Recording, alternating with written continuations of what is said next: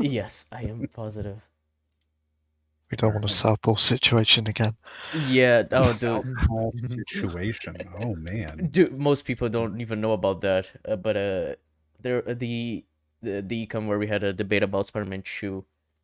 Southpaw was supposed to be like a surprise guest. He wasn't planned.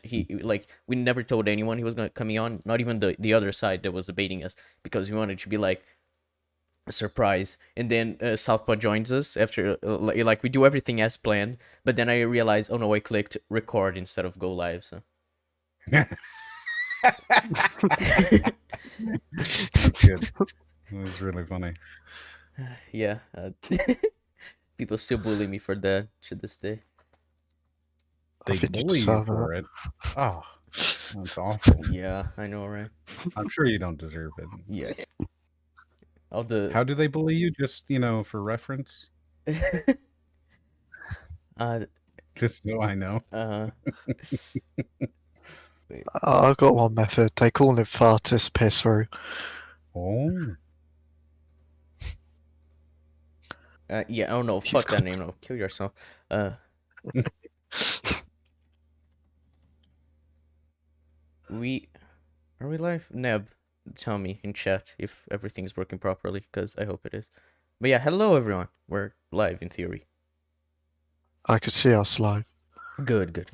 So, yeah, live during AFAP, so that's probably not the best time for us to be streaming, but yeah, we already talked about WandaVision last week, and today we're gonna be talking about some Star Wars stuff, and we have a very special guest, Moriarty.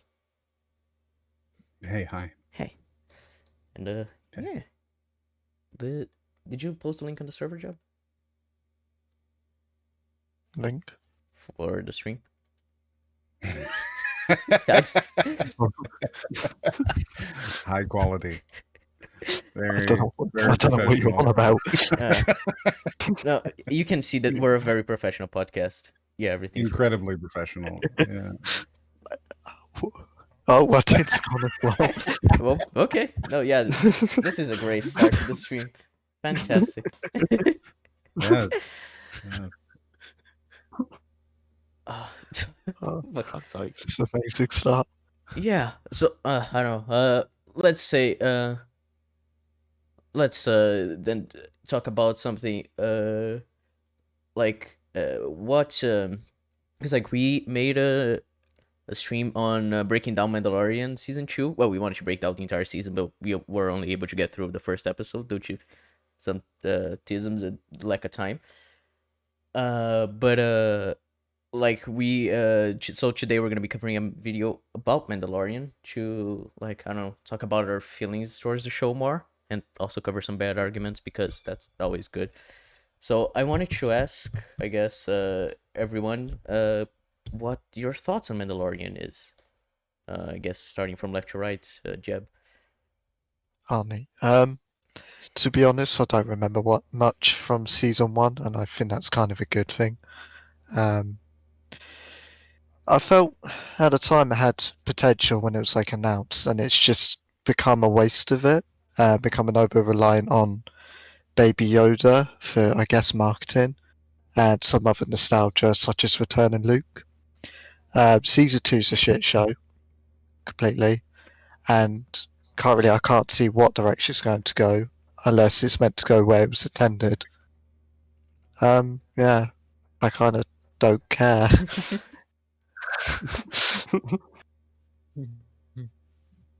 Tin, what do you have to say about Mandalorian?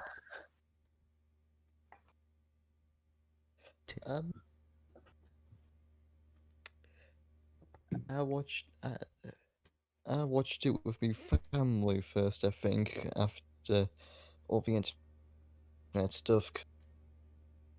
Never really cared for it at first. I mean, tolerate it at most, but I just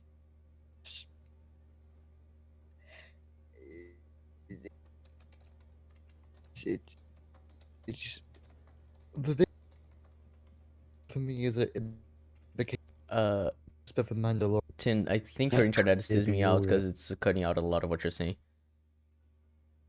Yeah, it's kind of out on my end as well. Emily. This is professional as ever.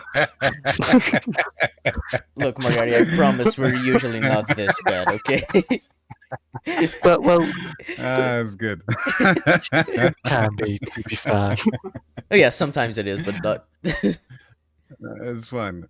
It's fine. Uh, I had nothing else to do today. Oh man, Mandalorian, boy, what a show, right? Like the first season, I think everybody wanted it to be really good, and then it just kind of turned out to be kind of meh. And I wanted the second season to lift me out of that funk. I wanted them to be like, oh look, we made this thing and we didn't expect anybody to watch it, right? And we threw it onto this Disney Plus platform that we weren't sure anybody was going to watch.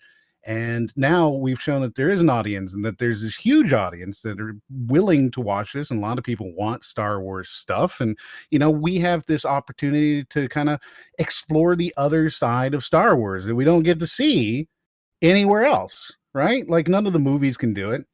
So the second season of Mandalorian, I actually had pretty high hopes for it because I was like, look, they did this thing and they didn't expect anything out of it. And now it's a thing. And now they're going to have a budget and they're going to have writers and they're going to care about it.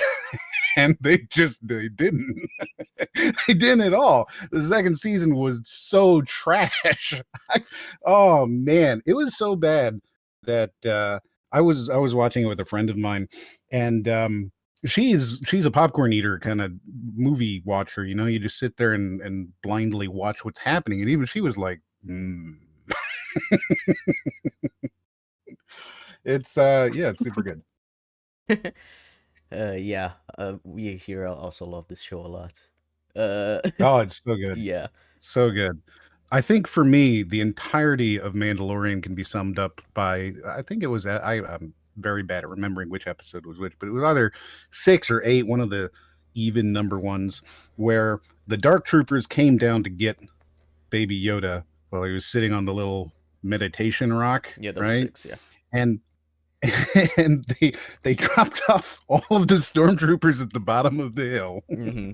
And they started shooting these lasers up at the top of the hill, and you've got the one Mandalorian chick running across the ridge, right? And it's like if she just took half a step left, she'd be completely safe. But instead, she's gonna keep running along this fucking ridge. Oh, if you're gonna describe like Mandalorian in a single scene, it's that. It's just that. Oh no, yeah, it's pure flashiness instead of any actual quality content. Oh yeah, 100% spectacle. Yeah, cause that's all they have going for 100%. it, because they don't care about the writing at all, and I which baffles me, because like you said, after season 1, I was like, this could be good if they actually are given time to write characters that have any character, and to make a story that isn't pure shit. But then in season 2, they're just like, no, nobody cares what we make as long as we dangle these keys in front of them. So it was just, oh, this cameo and this character is back and this character is back, and it's like, but all I want is for the story to be well written. Well, you went to the wrong place, man. I remember when I first saw the finale and I saw Luke and everyone else getting excited, like on Twitter and everything, and I'm screaming, no, what are you doing? Stop. So they really, okay, right? Like that didn't have to suck. It could have been done so well, and it just wasn't. I also find it funny how people say that it's like, oh, we finally get to see the Luke Skywalker like that we followed it when we were kids or whatever. But it's like, that scene is pretty out of character for Luke, when he just gets Baby Yoda and leaves. He doesn't ask what's happening. He doesn't want to know what's going on. Like, there's just this new faction of the Empire that he toppled 5 years ago, and he doesn't ask anything about it. Like, they don't care at all about building about doing anything in that moment. And the characters from the show, they just act like a normal, like someone who has seen the movies would act when they see Luke Skywalker, even though they don't know who Luke is, because Mando even asks, "Are you a Jedi?" which is a hilarious line. So I never, I don't understand at all like why they did it so badly.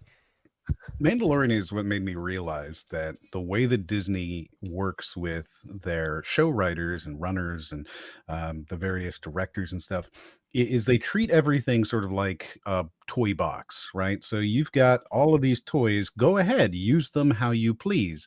And so then you get these directors who are just pulling out these various things, these toys out of their box and just throwing them together in however they feel.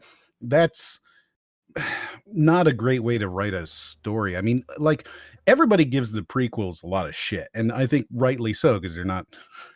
I mean, like they're not great films, but at the same time, at least Lucas had this plan of what 1, 2, and 3 would be and how it would connect together, and just oh my god, the fact that all of these stories are just thrown out there, and whomever it is that catches it gets to decide. It's insane.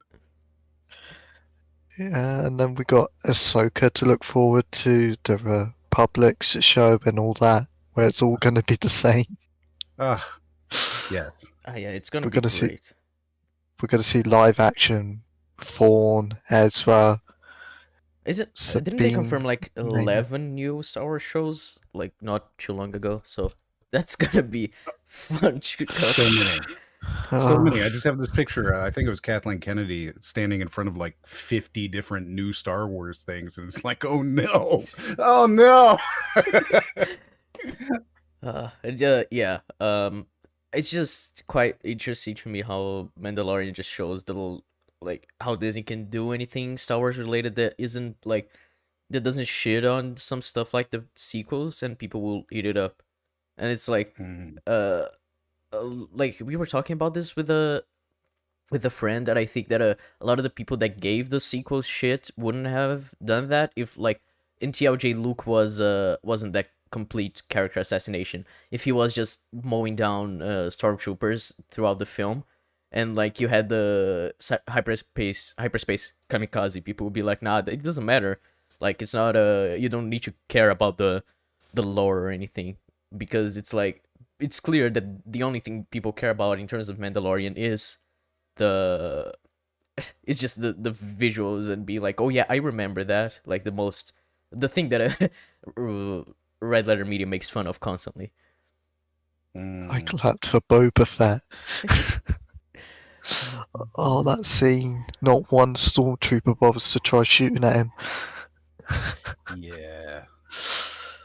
Yeah. I don't know why. I don't know why they did any of this stuff. I mean, I know why they did it, but I don't understand how they thought it was a good idea. Well, I mean, it's clearly making them money, so I guess it is a good idea. Oh yeah, boatloads of cash. They've got like 400 million people who are signed up to Disney Plus or something stupid like that. It's crazy. Yeah, I'm They're pretty just sure making Mandalorian like broke up tons of records of streaming shows, and I think WandaVision may have surpassed it potentially. cash, Oh, man. Just pure cash rolling in it. I get it. I don't even think I wouldn't do it. You give me the opportunity to make billions of dollars and not have to work for it. That sounds great. It sounds fantastic. But from the viewpoint of a fan, man, it kind of sucks because they have the resources to do it properly. That's the worst part. They have the resources to do it properly, and they just don't.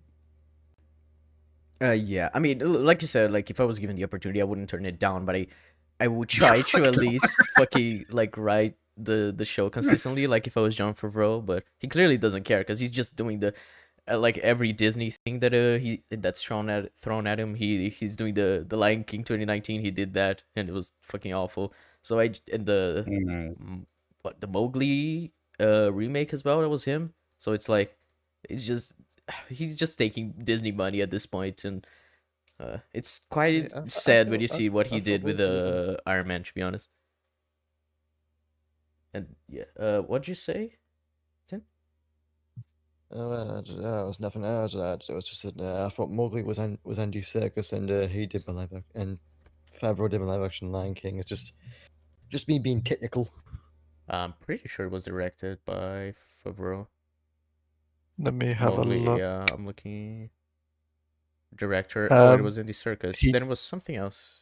The Jungle Jungle Book. Jungle Book, yeah. Told you. Sorry for being retarded then. But yeah, is everyone in the watch together? Because we have a Mando video to cover. 1 second, I gotta I rejoin it. sure am. So yeah. So yeah, summarizing our thoughts, Mando not that good. But yeah, it's just a lot of wasted potential. I imagine season 3 is gonna be even worse now because it doesn't have the charm of Baby Yoda to carry the show. Charming quotation marks, but you know.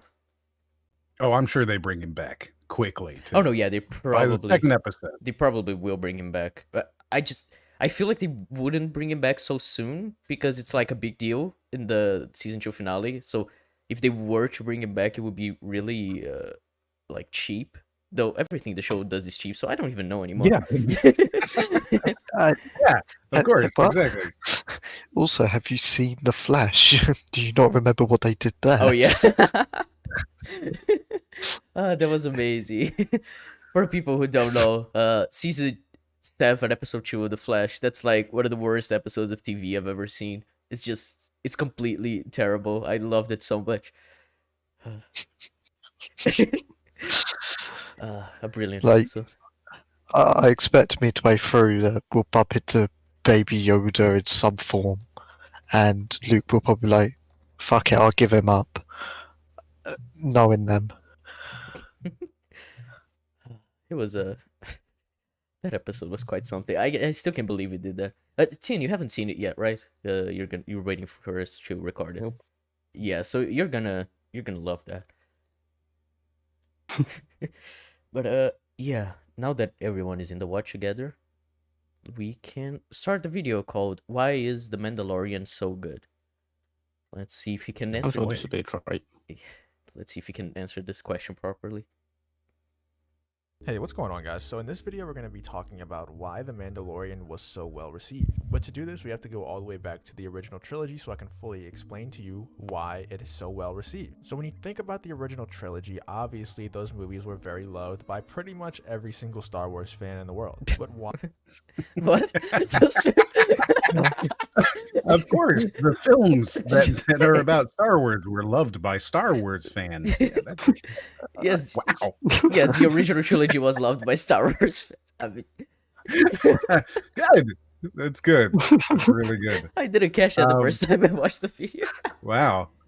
Yeah. All right. Amazing. So his question here is, why is The Mandalorian so well received? That's a whole different question than what the title suggests. Yeah, which is Exactly. he's gonna contradict even further later in the video. But yeah, it's he but yeah, the title of the video doesn't match what his thesis is, I guess. No. Why is it so well received? Because it panders. Yeah. It's just nothing but pandering. Yeah, but you're gonna love But why when is he it so says good? that. It's not. Key jangling and flashy spectacles. Yes, exactly.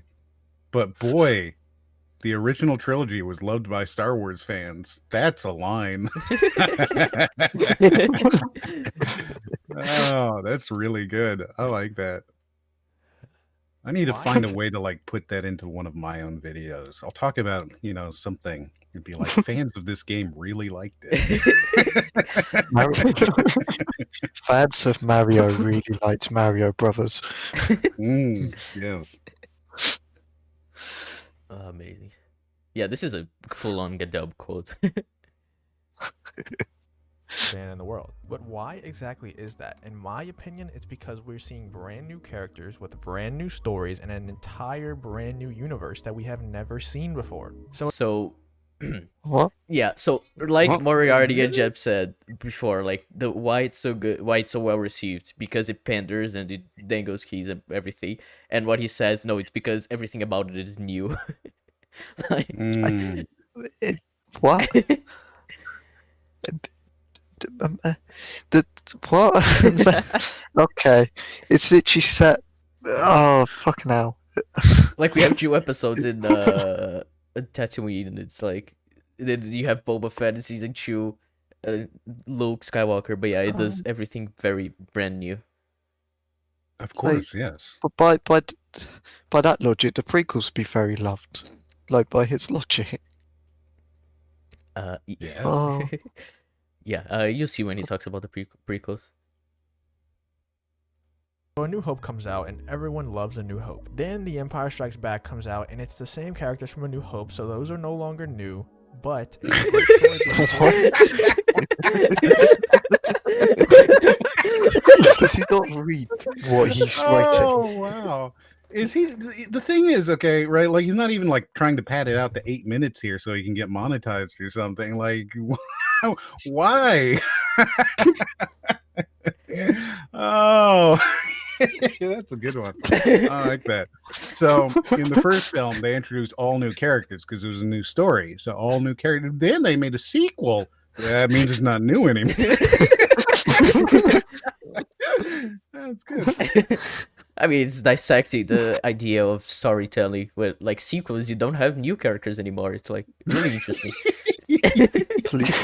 I like that. That's really Please good. do. This guy's great. I immediately love him. He says some dumb shit. This is great.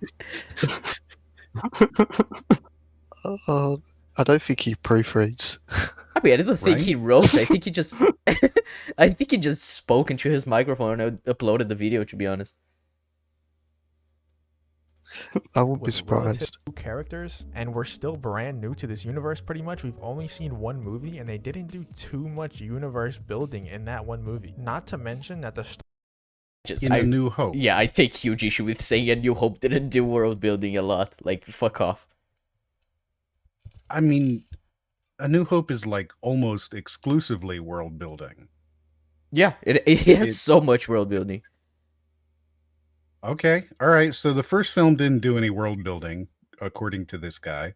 Oh, it didn't That's do cool. that much. So that way he can cover his ground by people saying, "Oh, you're saying he didn't do any?" No, he did a little, but not a lot. Yeah, he's I- already thrown a lot of caveats in here. I- He started off with, in my opinion, which, like, if you're going to start a video essay of any sort, we can pretty much assume it's in your opinion. And if you're going to say, in my opinion, as your first sentence, then clearly you're just covering your ass. So I don't know. I don't understand how he went. It's a new film in a new universe. That's good, and then goes. It doesn't do much world building. They can't be the same. I don't know, man. That's weird. Why is he also showing all of these prequel clips here? I have no I clue. don't know.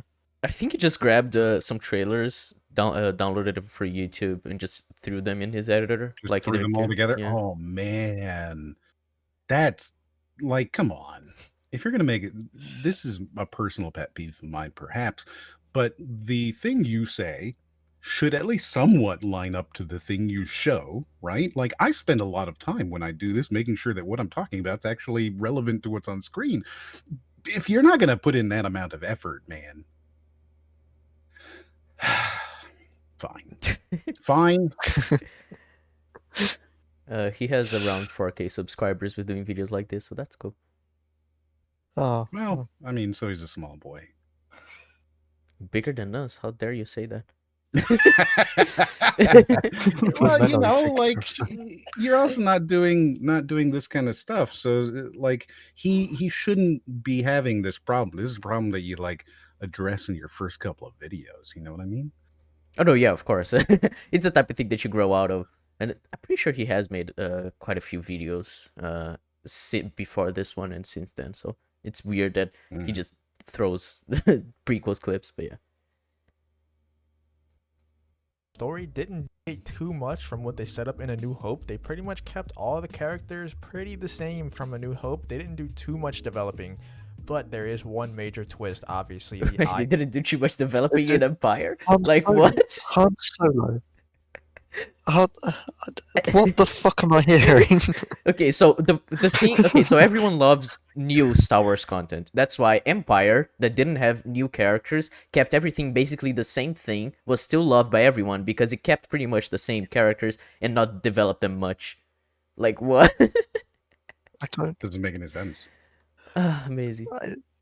I just can't believe he also said they didn't have much development. I'm like, I don't know what film you fucking saw Yeah, at all. the entire film is about Luke's development. Like I don't understand this. Yeah, it's about him learning patience, how to control his anger, and so forth. Mhm. Also, it does introduce new characters. Like he's just wrong about that. Yeah, Lando, for example. It introduces Lando and introduces Cloud City. Like, if anything, it does quite a bit of world building, and Boba Fett is also introducing that. I don't know. I do. Yeah, well, exactly. There's a lot. It's just wrong. It's just wrong. Yeah, like I said, I feel like he didn't write anything. He just spoke into his mic for 6 minutes. Didn't Empire? Isn't that the first one where they actually show Yoda too? So like, Yes. Yeah, it is. they introduce Yoda, They also introduced Lando. the Force Ghost in that film because Obi-Wan was dead. Yeah, so like actually they introduced quite a lot of shit in that Yeah. sequel. Good. All right. He didn't watch these films. I think that's what this is. He's just like read a synopsis on Wikipedia. Like, okay, good enough. Yeah, he was like, "Oh, Mandalorian Probably is accurate, trending right? now, so I'm gonna make this video even though I know nothing about it." Mm-hmm. Twist, obviously the I am your father twist. And then we go to Return of the Jedi, and I think that movie was loved a little bit less, and the reason for that is because we're more seasoned, we're more into this universe. We know the There's nothing to do with any of that. It's just What's going on? that was good. I don't understand. So everybody loved A New Hope because it was new and fresh, but people didn't really like Empire because, you know, it just had the same characters. And they really didn't like Return of the Jedi because by the end of that, you know, we were all seasoned. We knew this universe, so it was crap. I don't understand. I just I'm trying so hard here, guy. But you're doing so bad. Help. Like, and I'm sorry, like, to say Return of the Jedi was less loved, even though that's probably the most loved Star Wars film. Like, I know it's the worst of the original trilogy, but fucking hell, everyone adores that film for the Luke and Vader stuff. So I don't get it. Yeah. Also, he's going with more seasons developed. I'm like, people prefer seeing their characters develop and seeing where they progress to, rather than them remain static. And I mean, So I don't understand. yeah, it's like I was just thinking of Agents of S.H.I.E.L.D. right now. Like, the reason why Season 7 was so impactful for me and you, Jeb, is because of how long we've been with these characters. We've experienced the entire journey. So it's like, this is such a huge thing to have seen these characters go through in, like, these past 7 years. We've seen so much. So it's like, yeah, we've spent more time. Therefore, we enjoy the payoffs in Season 7 more than we would if it was just one season. Like, if Season 7 was just the first season of the show, right? So it's just really retarded to say, oh no, why? Yeah, Oh no, it's we've been with these characters in Star Wars for too long, therefore this film is less loved. Yeah, and if you want a bigger comparison, we just use Endgame. The reason why it was so loved when it came out was because it was concluded 10 years worth. No, you're wrong. This guy says you're wrong. Oh, okay. We're seasoned at that point, so Yes. that's why. Yes, that's why Endgame became the highest grossing film in history for 2 years. It Yeah. became overcooked, I'm afraid. Ah, Yeah. yes. This guy's a genius. these characters, we know the universe more. It's not that brand new anymore, but the story that's being told is still great, so it's still loved by many people. Now let's So it being new doesn't matter. That's the conclusion that we arrive as he finishes up talking about the original trilogy. So yeah, I think we've learned. Oh, too much from this. that's it. That's all he has to say about it, huh? It was okay, all right. Yeah, now we're Good gonna enough. get to the prequels, which is yeah. He's gonna talk about Excellent. he's gonna talk about all the eras to justify why Mandalorian is so loved. Okay. All right. No, that makes sense. You know, I mean, otherwise this would be a 2-minute long video. So I mean, yeah, you gotta pet it out somehow. sure, yeah. move on to the prequel trilogy. Why was the prequel trilogy so hated by everyone? Well, for The Phantom Menace, I think that movie is just a bad movie. I don't think it has anything to do with what I'm talking about in this, so I'll just skip over that one and Oh, okay. Okay. All right. Cool. Yeah. No, it's just bad. So we're just gonna not talk about it and move on. So he's gonna skip the Phantom Menace, it seems. But I have a feeling he's gonna get into Attack of the Clones. Yes. Oh, I mean, like what he's saying here is like, oh, Phantom Menace is just a bad film. So I'm just gonna skip it. So therefore, every other Star Wars film in his mind is good, which is quite something. Okay, I don't know. The interesting thing is that of all of the films that he's mentioned so far, right? I think you can make an argument that Episode 1 has some of the widest world building, certainly, Oh, for sure. of all of them, and he won't even touch that.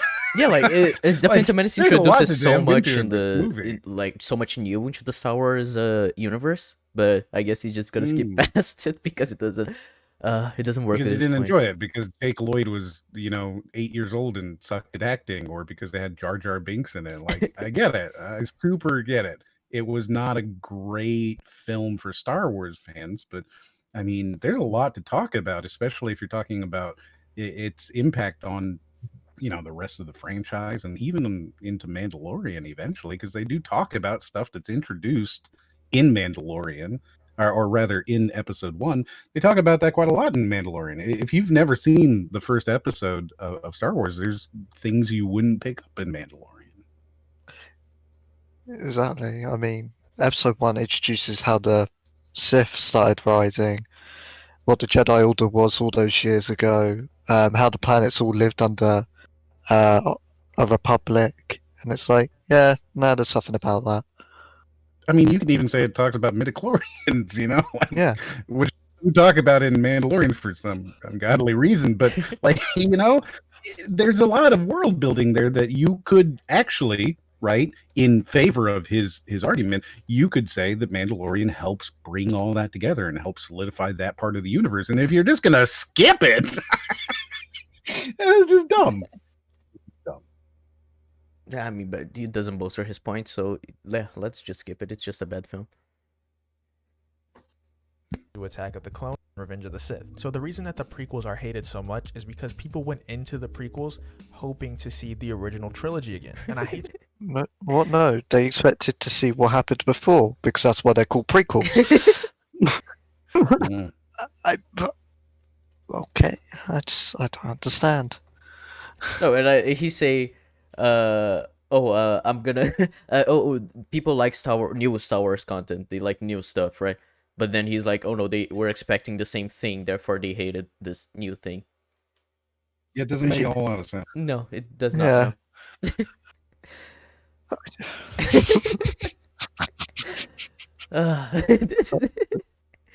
This is so shit already, and it's 6 minutes long.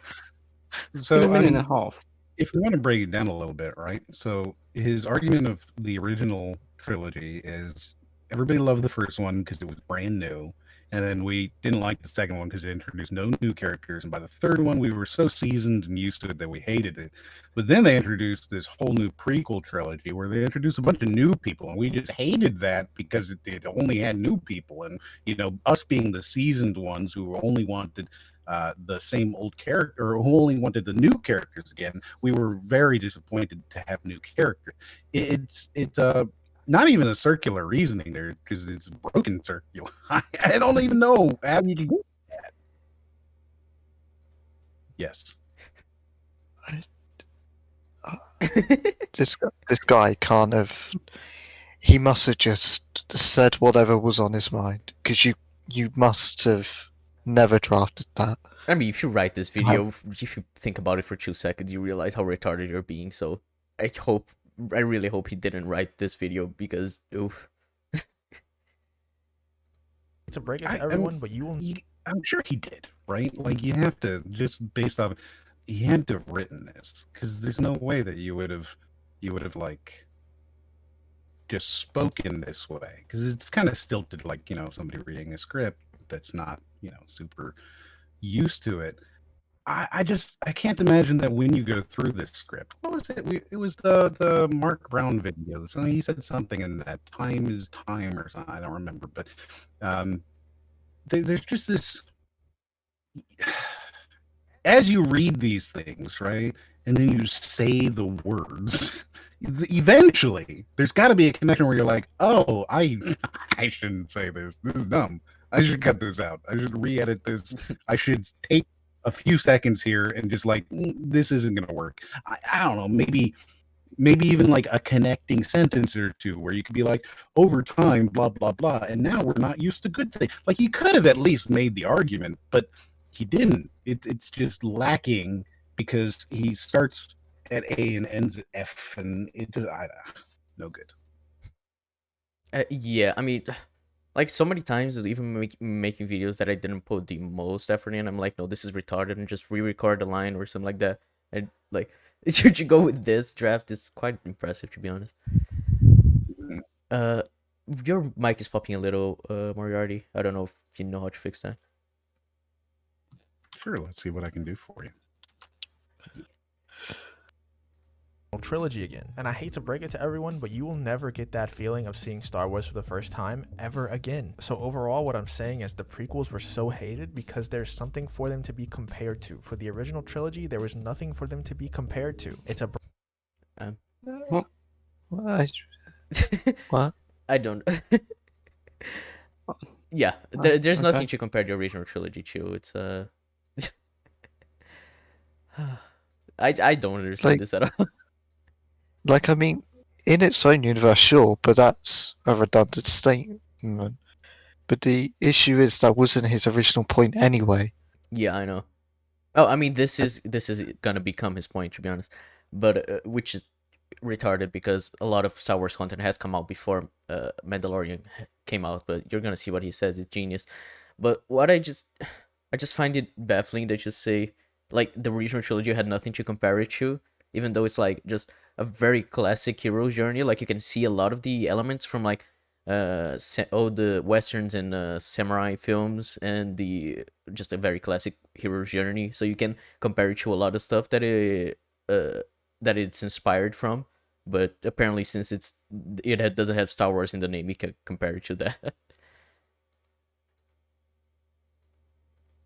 brand new story, the brand new universe. As I said, there is no comparison to be made to anything else. Now let's move on to the sequel trilogy. The sequel trilogy is kind of just the prequel trilogy, but on steroids. I feel like people are going What? into the sequels. Okay, so when he moves on to the sequel trilogy, he puts on a Clone Wars footage, which is interesting.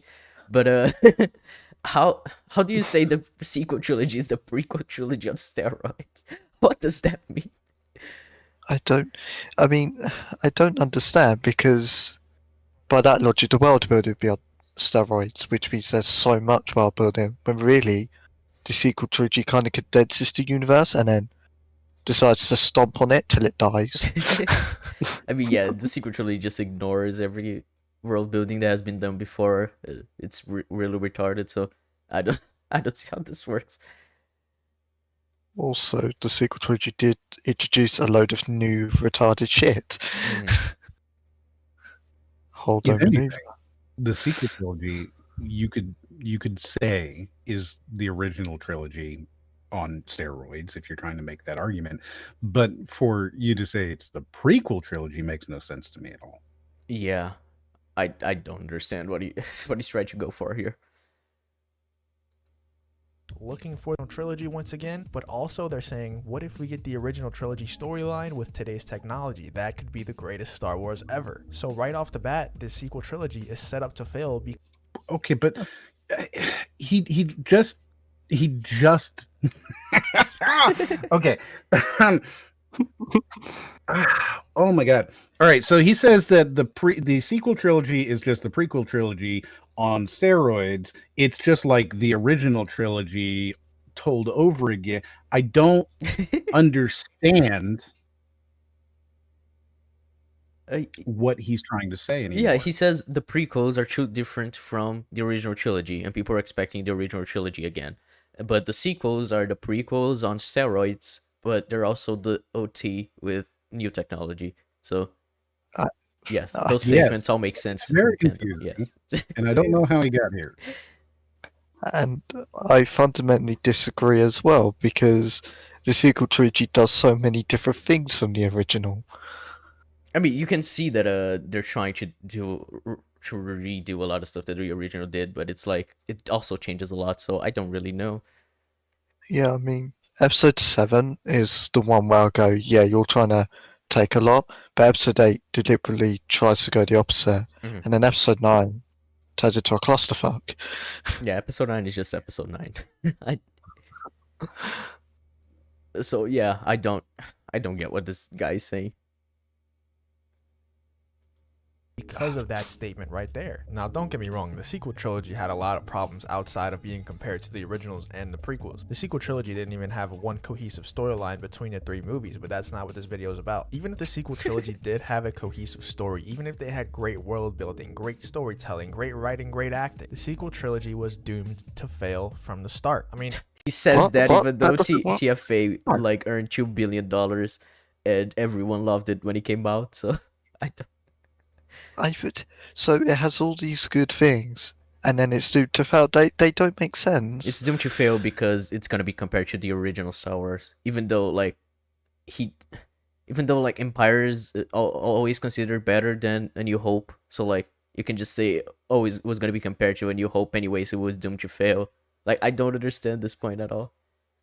Neither do I. And if you're going the original trilogy is so good and so successful, being compared to the original trilogy would in theory lead to that same kind of thing to happen, which we saw. Yes. This is retarded. Haven't even got into the worst part of the video. He hasn't started his actual argument yet. Yeah. We still haven't gotten to a single thing about the Mandalorian. He's just like incorrectly covering previous movies. I don't like. Actually at a loss for words to how to respond to these arguments because they're not arguments. They make no sense at all. Yeah, I'm pretty sure he only talks about Mando in like the last minute of the video. Wait, no, you're joking. No, I'm not. He talks about it very briefly. It's really retarded. What?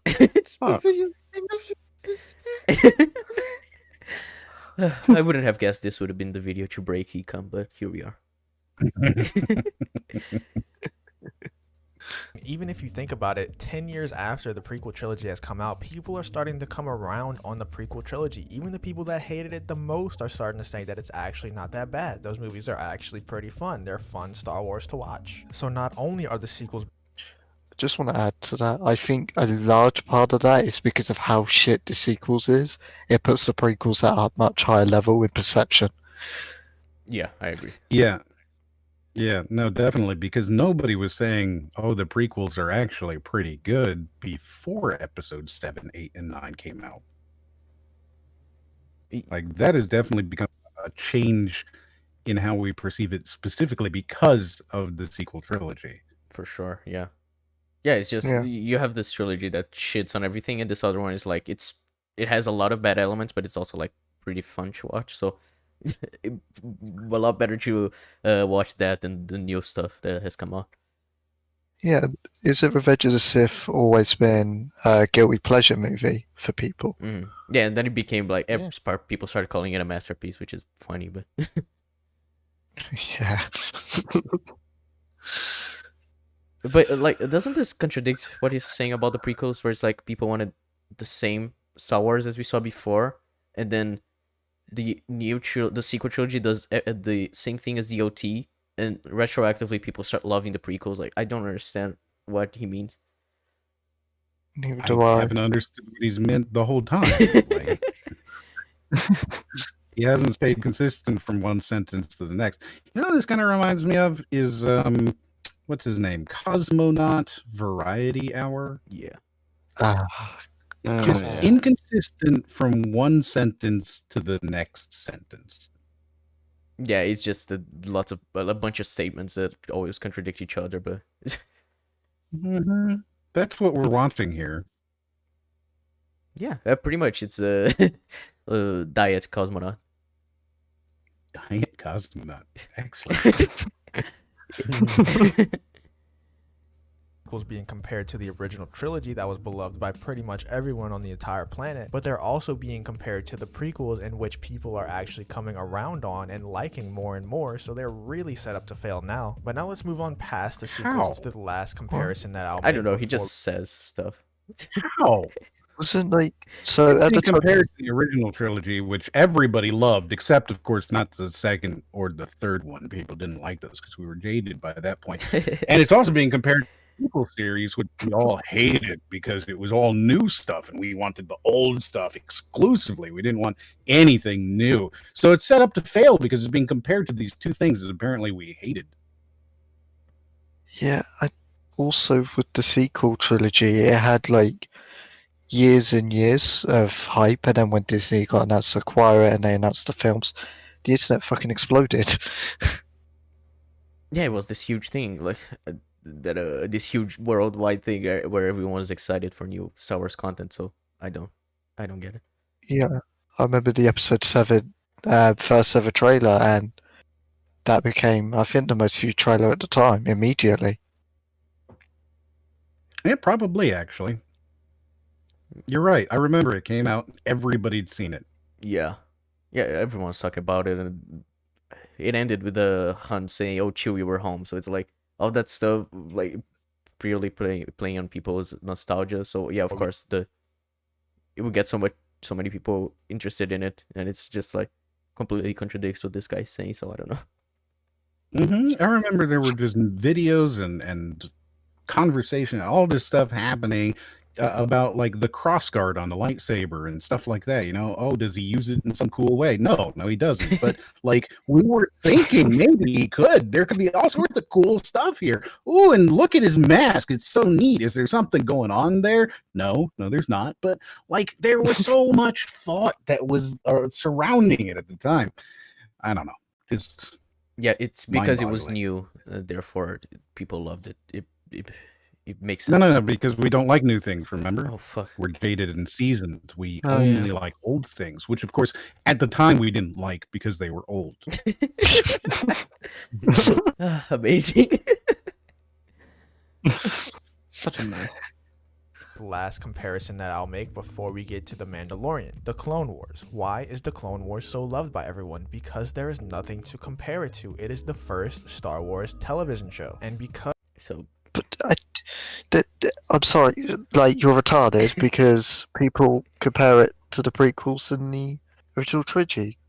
Like No, you can't do that. It's the first one. You can't do that. it's literally set during prequel era. What do you No, mean? we you already can't- said you can't do that.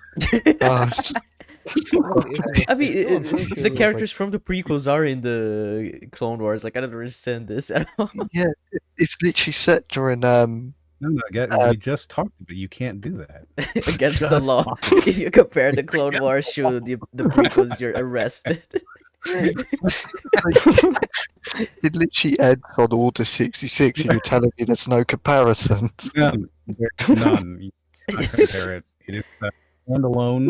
It has none of the same characters, none of the same themes. It's totally brand new. Yeah. We just heard it from this right here. Yeah. It is brand new, completely different, and completely incomparable. Because stories didn't exist. Like TV as a concept didn't exist before Clone Wars was invented. Itself, the concept of television, the very concept of serialized art did not exist until this moment. It is completely fresh. Yes. Yes. Star Wars invented television. And yes, hi Zap. You wanna- We can play Garfield Racing sometime. What? You wanna know- Garfield? Okay. That's okay. You want to know the weird thing about him saying it's the first Star Wars show? Hmm. It's not the first Star Wars show. There was the Droids and Ewoks from 1985 to 1987. Well, no, there was literally a that's too Clone Wars old. TV show back in like 2003, which was like a mini series. Oh yeah, the 2006 isn't Clone Wars. It isn't even the first Clone Wars show. Amazing. This guy is constantly wrong about everything. That's all it is. It's wrong. Dude, what is the channel called? Okay, Justin Lots. Because from the picture, it seems like it's a Star Wars thing, but it's like, how can you like Star Wars and say shit like this? It's quite impressive, to be honest. Talking about, well, Rebels. Okay, so Rebels it's came out, I actually- think, after this, right? After the first. Yeah, it did. All right. It's set after Clone Wars. Fair enough. There are several here that you're showing. Droids, Ewoks, good.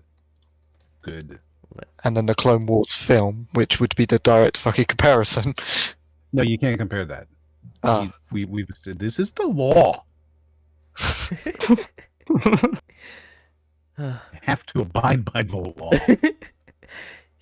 You can't do that. That's What do you illegal. mean? Ewoks wasn't a TV show, no, but literally says right there it's a TV series. Yeah, I just showed on screen. You're wrong, Nub. I know it seems impossible, but you are. So Mhm.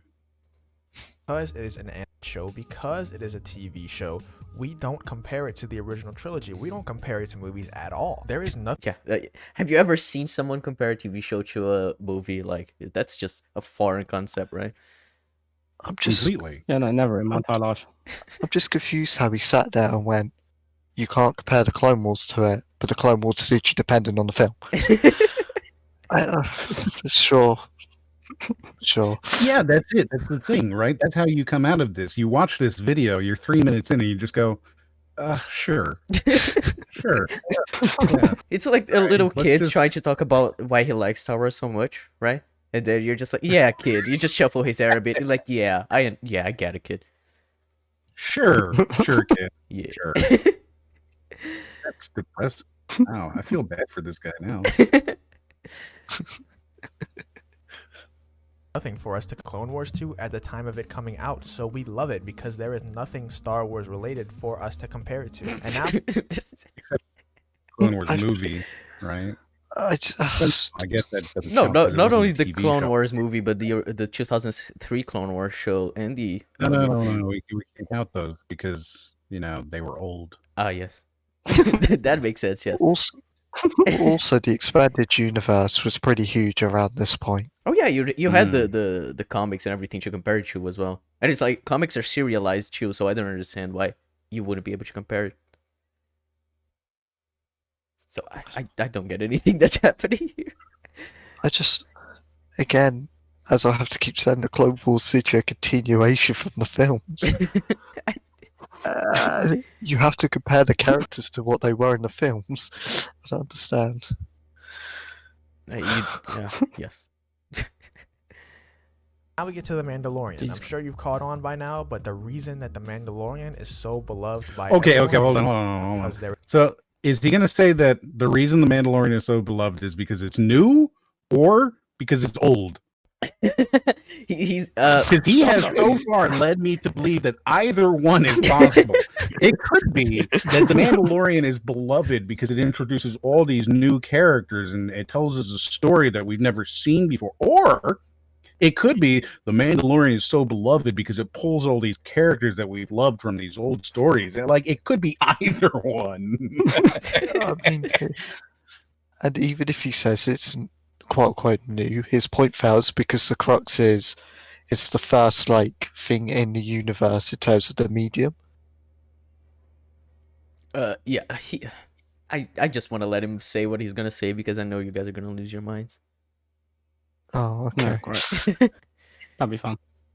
is nothing to compare it to. The Mandalorian is the very first Star Wars live action TV show to ever come out, and there will never be another first. We cannot compare it to any movies that have ever come out. We can't compare it to any of the TV shows that came out because But I don't understand. It literally hinges on it. All right, so we can't compare anything just because it's new, a new format, according to him.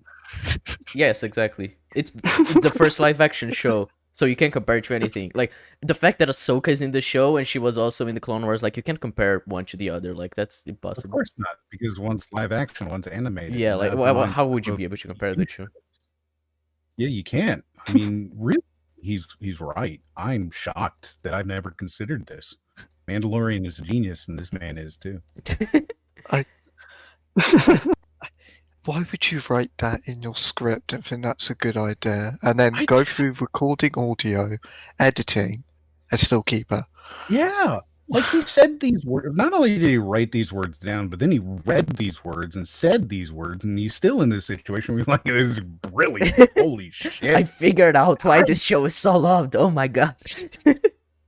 like I don't understand the argument, okay? Because this doesn't even have anything to do with what he said in the first half. Okay, we've got the original trilogy, and we didn't like them because they had the same old characters, and then we got the prequel, and whoa, it introduced all this new stuff, and we hated that. And now he's like, oh, but this film or this show is so good because of the format, which I don't even understand. Like, dude, you've I'm frustrated. I'm frustrated by this argument because it's such bullshit. I could see you could say, oh, Mandalorian, it's the most authentic Star Wars that we've got, that pulls the old characters together in a fresh and new way, blah, blah, blah. And, because it's a serialized John Carter-esque type of thing, we can have that monster of the week that we've always kind of like. You can make an argument for this that falls within the constraints he's already laid. And then he decides, you know what I'm going to do? I'm going to talk about the fact that it's a TV show. And that's it. The fact that it is a TV show is why it's good. That's ridiculous. So, by his logic, if we got Luke Skywalker rapping, I don't know, Eminem lyrics in an audio book, would that be good? It's immediately great. And you can't compare it to anything. It's beautiful. Fantastic. Simply because it's format. It's insane. This is retarded as shit. Well, how does this go for games? Like, is it game in particular? But now he's done TV show format. Yeah, so in So theory, does this the now go into Jedi Fallen game Order genre? is a bad game because it's like there have been so many games in the Star Wars. There's been other video games. And if he does the format argument and translate it to genre, can Star Wars be, I don't know, a battle royale? Let's say. I think it is. Sure. I think there is going to be one, and that's automatically good. It's automatically good because it is that. Okay, so even if we were to take his incredibly vapid argument, couldn't you still, compare The Mandalorian to, other live action TV shows, which it would still fail against? No, because Mandalorian was the first TV show. Of course. Yeah, Clone Wars yes, was the it first animated TV show, and then Mandalorian was the first TV show, like live action. Got it. Yes. Yeah. Wow, I forgot. I just forgot. Yeah. Like, the thing is, considering what he said, because like he's been on both sides of being like, stuff that's new makes people not like it, but also stuff that's old makes people not like it or like it, whatever. He has been on both sides. So you'd think he'd say, well, Mandalorian is a perfect mix of the two, where it brings old stuff, but it also introduces new aspects to the world. That is like the only logical thing you'd think he'd do from this, but he just goes, no, it's a live action TV show, therefore people love it. Yeah, exactly. That it's doesn't make any sense. It's stupid. It's a stupid argument. This man has made a dumb argument. Yeah, not just one. It's not even done yet. What else is he going to say? Like, there's nothing. If he's going to start doubling down on being like, look, here's the thing, right? Because it had an actor in it, it is clearly untouchable. You can't, no. Like, No, his arguments for the rest of the video are even more interesting because he's going to talk about like Good. Objectivity, which is quite interesting. all right. Oh, I'm excited now. this is gonna be pain. They're animated. It's just live action Star Wars TV show, and that's the reason why we love it. Now, don't get me wrong, there is some very good storytelling in the show, but there are Okay. Sure, if you say so. All right. I have nothing to say about that, but yes, some very good, very good storytelling in this. Boy, I sure Man, love all the I references think he's the using to best- justify it. right? I think the best in Mandalorian might be the frog wife. Like that might be the best story in the entirety of Mandalorian. Potentially, yeah. That was one of the least awful ones. Yeah, and like not even the story around it, but specifically her story. Mhm. I think her story, and she might be the best character Yeah, and it's quite The a best tragedy, story her of just all. losing the children by Baby Yoda swallowing the eggs. It's quite like dark in a way. Yeah, Yeah. exactly. Way better story than the rest of this. Yeah, we need a Frog Lady spin-off. I want justice for Frog Lady. Justice for Frog Lady. Good. Problems in the show as well. Problems that we choose to overlook because it is the first, because there is nothing to compare it to, because we are so in love with it blindly that we choose to overlook these problems solely because there is nothing for us to compare the show to. So, That's a redundant statement. Yeah, that's really dumb. like, I just because what people say is like, oh, due to nostalgia, people have these nostalgia goggles and then can't see what's wrong with Mando because it's like it's not the sequel that shits on the characters. It's just this Western and it has all these cameos in season 2, so people love it. But this guy goes the exact opposite direction. It's like, no, this is so original that we don't want you to hate it. It's like, what? Wow. I don't get it. This is Wow. amazing. Yeah, I don't Now that I've even have anything to say. I am shocked. Uh, It's so original. It has Boba Fett in it. It's so original. It has Luke Skywalker, but it's so original. yes. Yeah. It's because it's a TV show. Luke Skywalker has never been in a TV show before. Yes, of course. How foolish. Yeah, it's why Anakin is such a good character because he was in the Clone Wars and he'd never been in a TV show before. It's why, yeah, Yes. Clone Wars is so good. Yes. Wow. This is amazing. All right. You know what?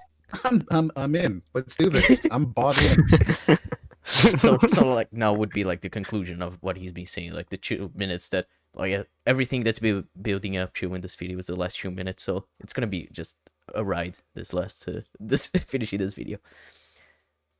for us to Oh, joy. compare the show to. But now that I've revealed why The Mandalorian is so loved by everyone, let's take a look into the revealed. future. The next Star Wars TV show to come out, which is supposed to be Cassian Andor, that show will be ripped apart because it's going to be compared to The Mandalorian, and guess what? It's not going to be The Mandalorian. Now, the Cassian Andor I'm gonna be real. If you're going to go to that show expecting the Mandalorian, I think you're pretty retarded. No, yeah, you should go check yourself into a mental hospital if you think Cassian Andor is gonna be the same as Mandalorian. I'm just, what is happening? show should be ripped apart because nobody even wants to see that show. But no matter what the show is going to be, even if it was the Obi-Wan show, it probably would be picked apart because we'd be comparing it to the Mandalorian constantly.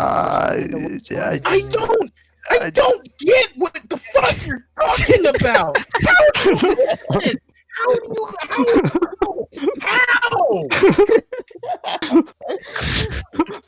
How do you look at this and go, oh, well, because this is a TV show, clearly that's how we're going to compare it. No, I don't. I'm sorry. This makes no goddamn sense. It makes no sense. Oh, Is how? What? I don't even like. Here's the problem. I'm having trouble making the logic leap because it's I don't get it.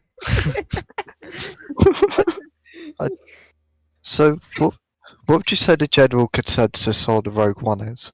It's kind of pretty liked, I'd say. People think it's Okay. yeah. I mean, I liked. like the sequel trilogy will be like, oh yeah, no, Rogue One is probably the best of the new Star Wars films. Mhm. So interesting you say that, given that's a prequel film. Yes. Yeah, but there's nothing to compare it to because it's the first war film in the Star Wars. Ah, Yeah. thank you. In the first war Right. film in the Star Wars universe. Yes, I did say that. Wow. Ah. It's a legitimately stupid argument.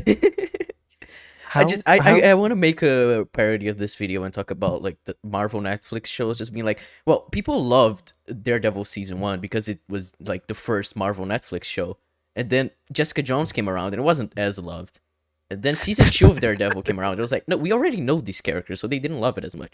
But season 3 was loved because it came after Defenders. So, yes. It was the first kind and incomparable to anything else. This is really dumb. Like, it's really dumb. I find that, logically speaking, given how beloved Obi-Wan is as a character, that's probably going to be the most praised show, as long as they don't character assassinate him. Pretty much, as long as they keep him like at least a little in line with what he is in the prequels. Yeah. Especially now they have Hayden Christensen in it. Yeah, so this is retarded. Any Star Wars content that comes out after this is going to disprove his point. I mean, every Star Wars content that came out before already disproves his point, but you know. He disproved his point.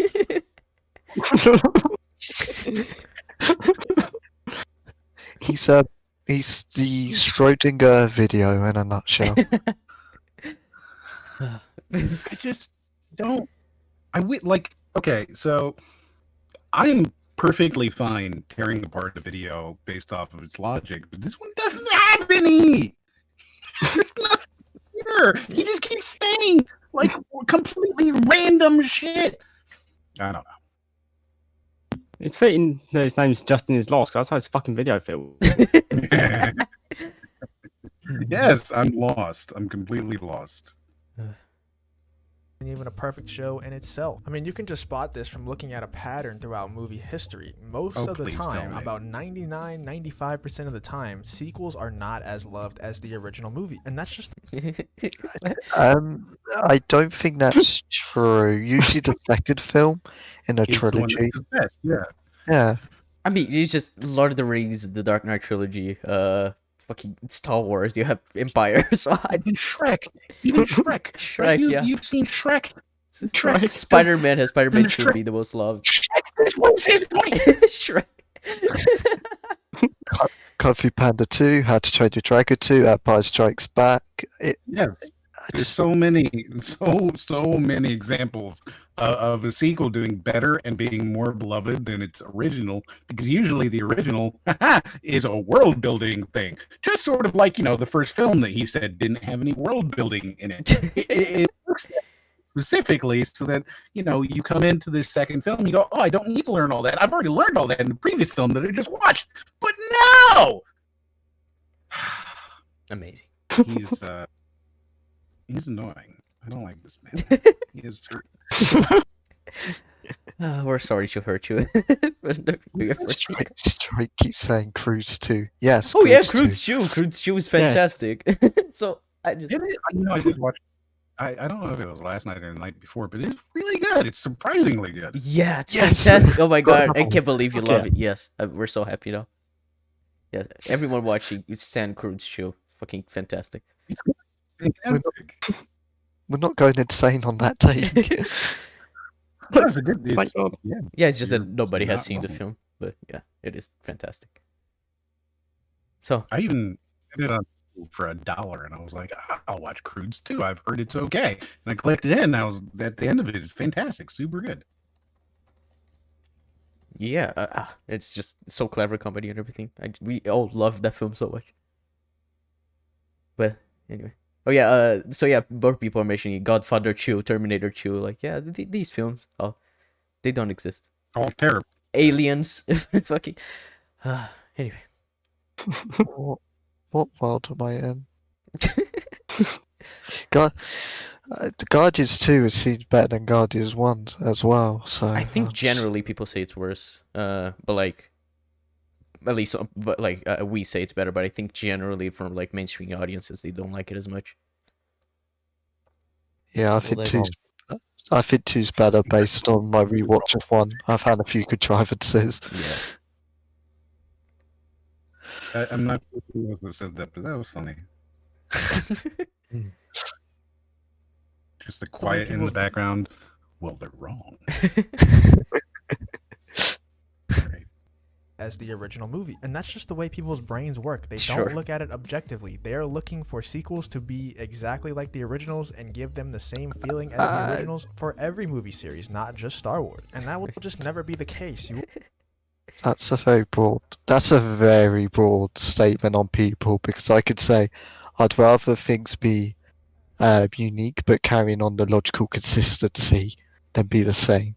I mean, yeah, Crude Stew, it's so different from the first one, but it's a lot better. It's like, it's not because we wanted it to be the same. Like, I like the first one, but the fact that it's like just its own unique idea, but it's also consistent with the first one, that's what makes it so great. So I don't. But sure. I mean, I'm just the even- exception, I guess. I mean, even if I go to 3 franchises that I play, being Crash, Sonic, and Ratchet and Clank, they take some of the main core assets, mainly the design philosophy, but they expand on it and improve it in so many ways where it feels fresh and new. Yeah, I mean, like, Red Dead Redemption 2 is one of the most beloved games ever, and it's like, it deviates a lot from the first one, like, in terms of just story and gameplay and everything, so I don't know. Majora's Mask is another game as well. That's a sequel to Ocarina, and that's so different, and now it's being more regarded as better than Ocarina. Or like fucking Arkham City as well is like very different from Arkham Asylum. There's so many examples you can use to prove this guy's point. But yeah. Yes, there are. You will never get that feeling of seeing that thing for the first time ever again. So I hope that this video helps people to look at things more objectively. Look at The Mandalorian more objectively. Recognize the flaws in it. Love it for what it is, but recognize the flaws and call them out on the flaws. And also, Like, I agree that you should look at flaws and be like, I like it despite the flaws or whatever. But like, how did the video get to this point? Like, does anybody know? Oh, like he hasn't said anything about finding flaws, or you should talk about it. Okay. Yes. Of course, clearly, he's super correct. Star Wars TV show comes out, don't compare it to The Mandalorian. Watch it as its own thing. And I'm not saying love that show blindly either. Recognize Watch it as its own thing, but you just said you can't compare it to anything, so the only way to watch it is to watch it as its own thing. Now he's saying about the next one, right? So the next one, don't compare it to The Mandalorian, because, you know, it's not The Mandalorian. You need to compare it to itself, watch it as its own thing. This is the dumb argument. He is making dumb arguments all around. Call out the I flaws. still bro. don't understand. Oh, you call it out for its bad. He hasn't said anything is bad about this show, except for like he said that you can't find anything bad about it, right? Oh, it's not perfect, except for, of course, it is obviously immediately perfect by virtue of being a TV show. I don't understand. And now, oh, we're gonna have these new shows. Watch them separately, but be objective about it. And I don't see the ABC here, and it's breaking me. Someone else pointed out as well, he's telling people to call out the flaws in this media, but he ignored the Phantom Menace rather than call out its flaws. Amazing.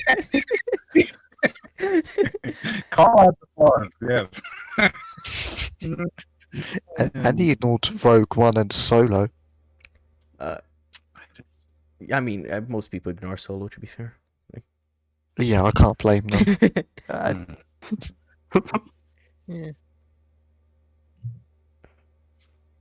flaws in the next comes out in the Cassian Andor show. Recognize the flaws, love the show for what it is, or hate it for what it is, whichever one you want to do, but recognize the flaws and recognize its strengths as well. So I hope this video helped you out. If you were as confused as I was when The Mandalorian first came out for why it was so loved, then I hope this I'm cleared more things up. confused. Yeah.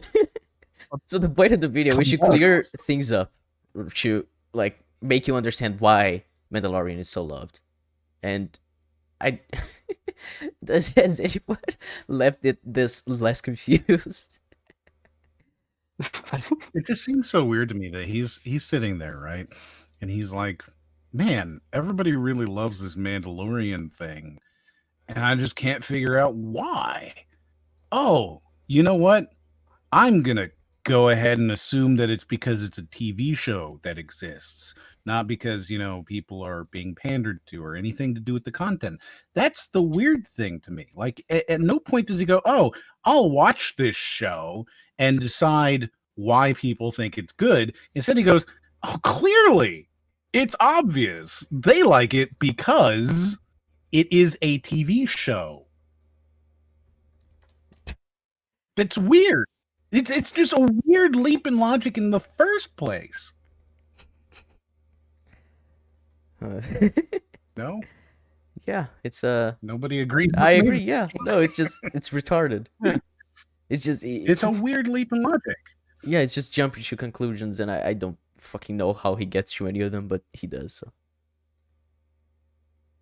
like, I don't know how your brain has to work. Like, you have to be very high to write a video like this, to be honest.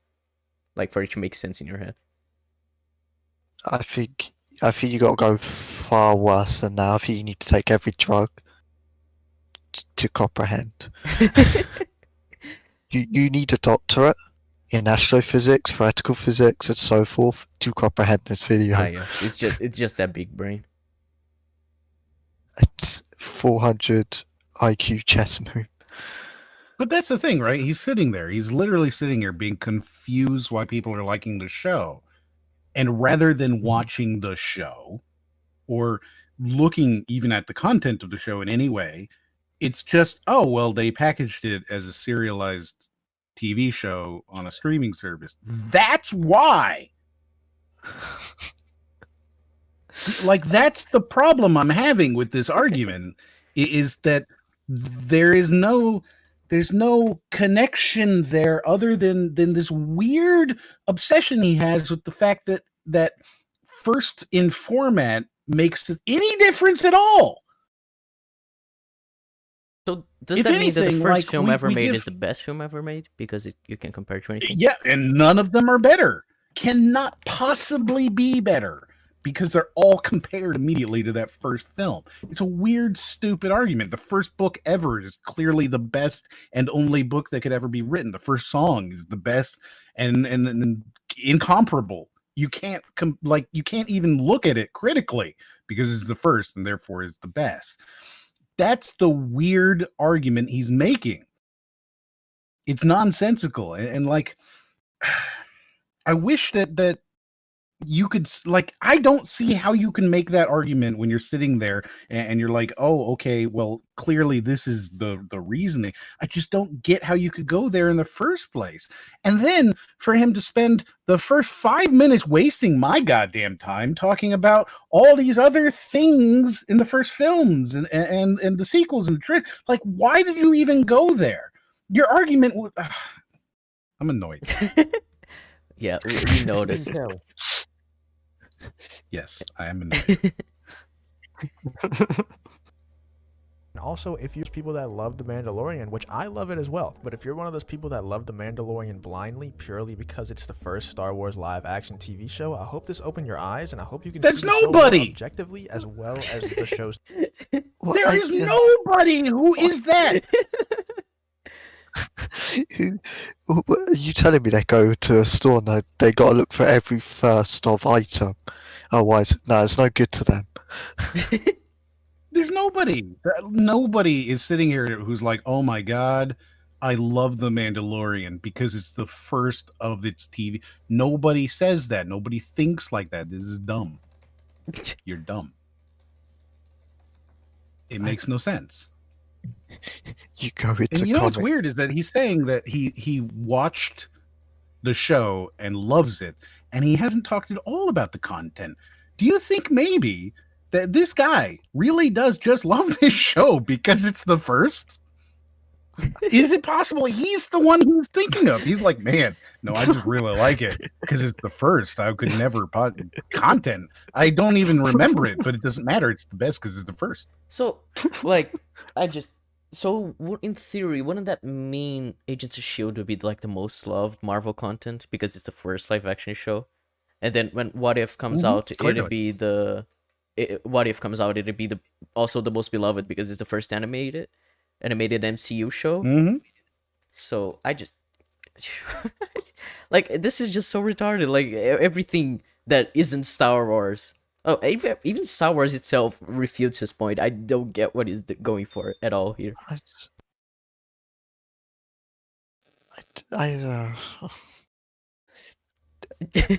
I'm baffled. I'm lost in all this. I don't understand. Like, I picture this guy goes, "Have you got the first gaming console? Have you got the first comic book issue and stuff?" And then if they go, "No, we got this version," he has an autistic screech at it and says no. It's just he just loves originality. That's it. Like, if it's something is original, therefore equals best. Or not, Yeah. even because he says Mandalorian isn't good, but people love it because it's new, even though it has. But then he said he loved it at the end. He said that. He just said, "I love it." I don't know. I tried to make sense of this video. Look, I'm demanding that you stand here and explain this.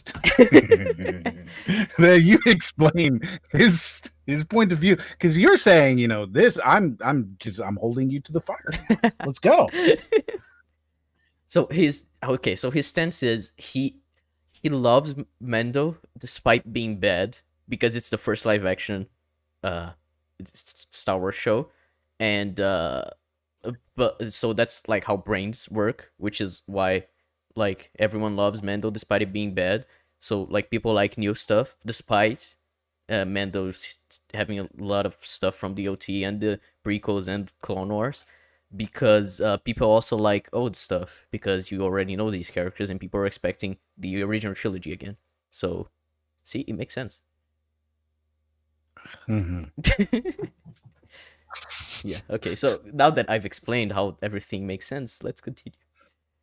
Shows to come. But if you're one of those people that love The good, Mandalorian there's blindly more. purely because it is the first live action TV show, I hope this video opened your eyes, and I hope you does can that? see the show more objectively now on. And I also hope that you can see the future Star Wars TV shows that are coming soon. I hope you can see those objectively as well. Thank you for watching the video. If you did watch up until this point, I truly do appreciate you, and I hope that if you enjoyed the video, you'll leave a like on it. I hope that if you want to see more of these videos, you'll subscribe to the channel. Yeah, I hope I sorry. taught you something in this I'm video, going and I to hope to follow see you on that. the next one. He said, "I hope" way too many times. It's Yeah. because the best Star Wars film is A New Hope, so he was trying to like talk about that. You know what? All I'll right, give I like that. I'll give him this. I do want to see more of these videos because they're entertaining and how retarded it can get. Yeah, honestly, I Mm. think I should just look around this channel more to cover more videos from him because it's amazing what he said. Yeah. So yeah, so now we all know why The Mandalorian is so good. Clearly, yeah. I mean, all of my questions have been answered for sure. I walk away with this a smarter, stronger M.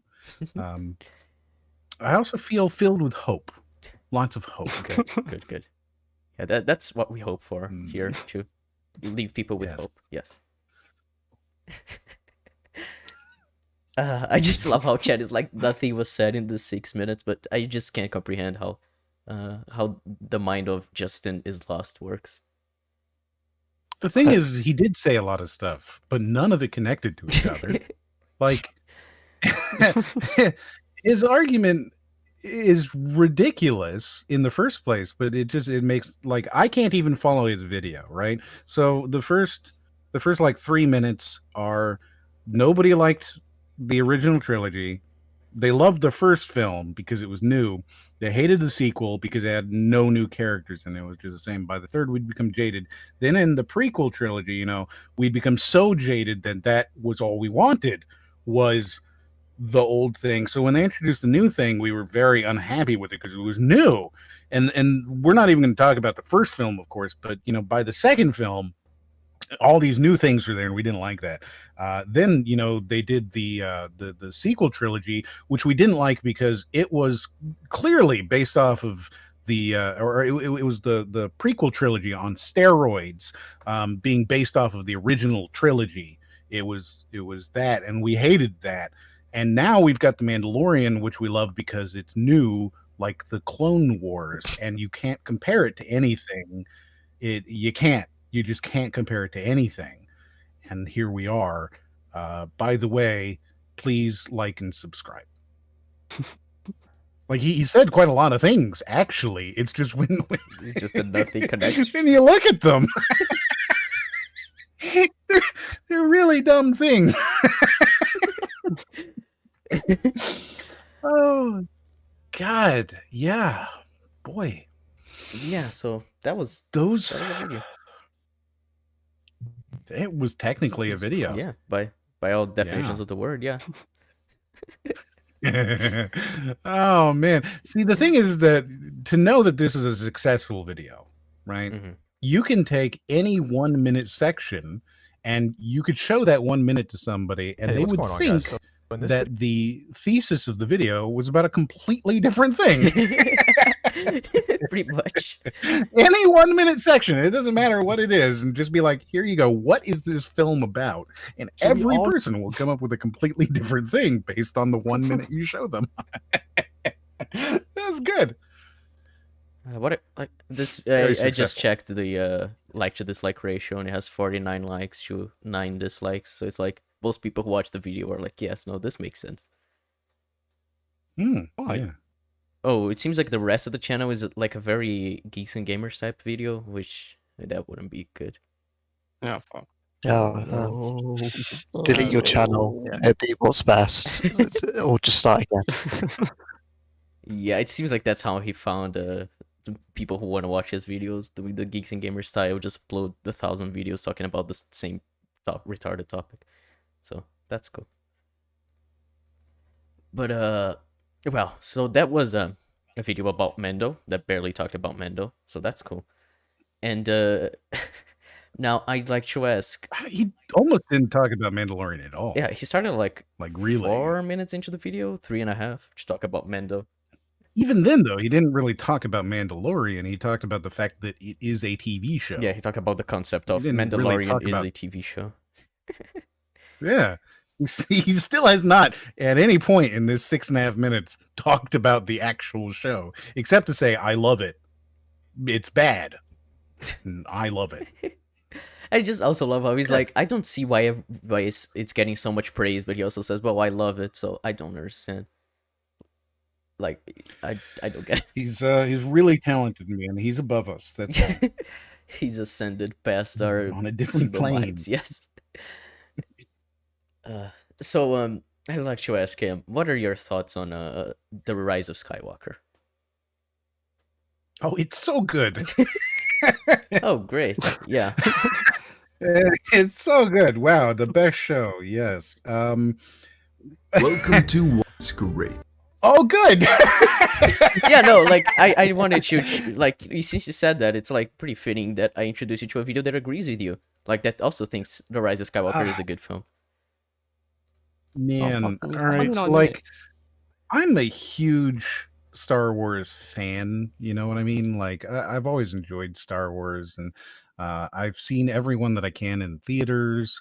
Obviously, you know, I'm not old enough to have seen all of them in theaters, but I've seen what I can in theaters, and you know, I've watched them all together before like the new film comes out, that kind of thing, and I've seen all the stuff. I like Star Wars. You know, I've read the extended universe. I used to have you know, a whole bunch of the books, and the episode 9 was the first one, right, that I walked out of. Even episode 7 and 8. Episode 9 was the first one that I walked out of, and I was like, wow, that was fucking trash. Just absolute trash. And like 7, I came out of it, I was like, you know what? It was okay. It wasn't good. It was kind of bad, but you know, it was fun. It was fun. Like, and I could rationalize that, oh, it was fun. And 8, I came out and I was like, wow, I have no idea how they're going to make any of this make sense. That was a thing. I'm sure, I'm clear, obviously, they have written this out well ahead of time, and they are going to pull some, like, galaxy chess shit on me, and I have no idea how they're going to wrap this up, but boy, it's going to be something, and I'm going to look back and go, man, I don't think that was a good choice, but it was sure unique. And then 9, I came out and I was like, oh, they have no idea what the fuck they're doing with this anymore. And it was bad. It was really bad. Man, everything was bad about it. And it was just stupid shit. The fucking knife. What do you mean? She pulls Just a fucking blade out of the knife and it tells you where in the Death Star ruins you have to go to find the throne room where it's gonna have a wayfinder.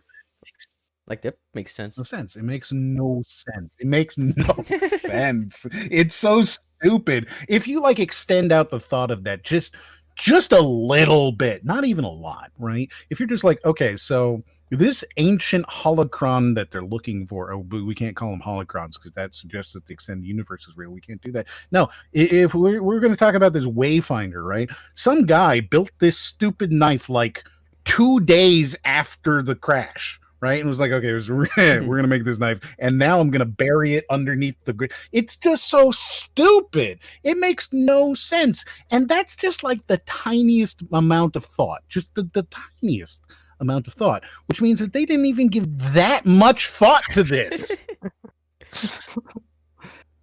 It's literally the smallest amount of thought you could give to this core concept, this core MacGuffin that they have, right? Like, it's a major thing. But they couldn't even give it just that little tiny amount of thought, where it's like, oh, how long has this been here? Like 10 years? 20 years? In that time, some guy built this fucking knife?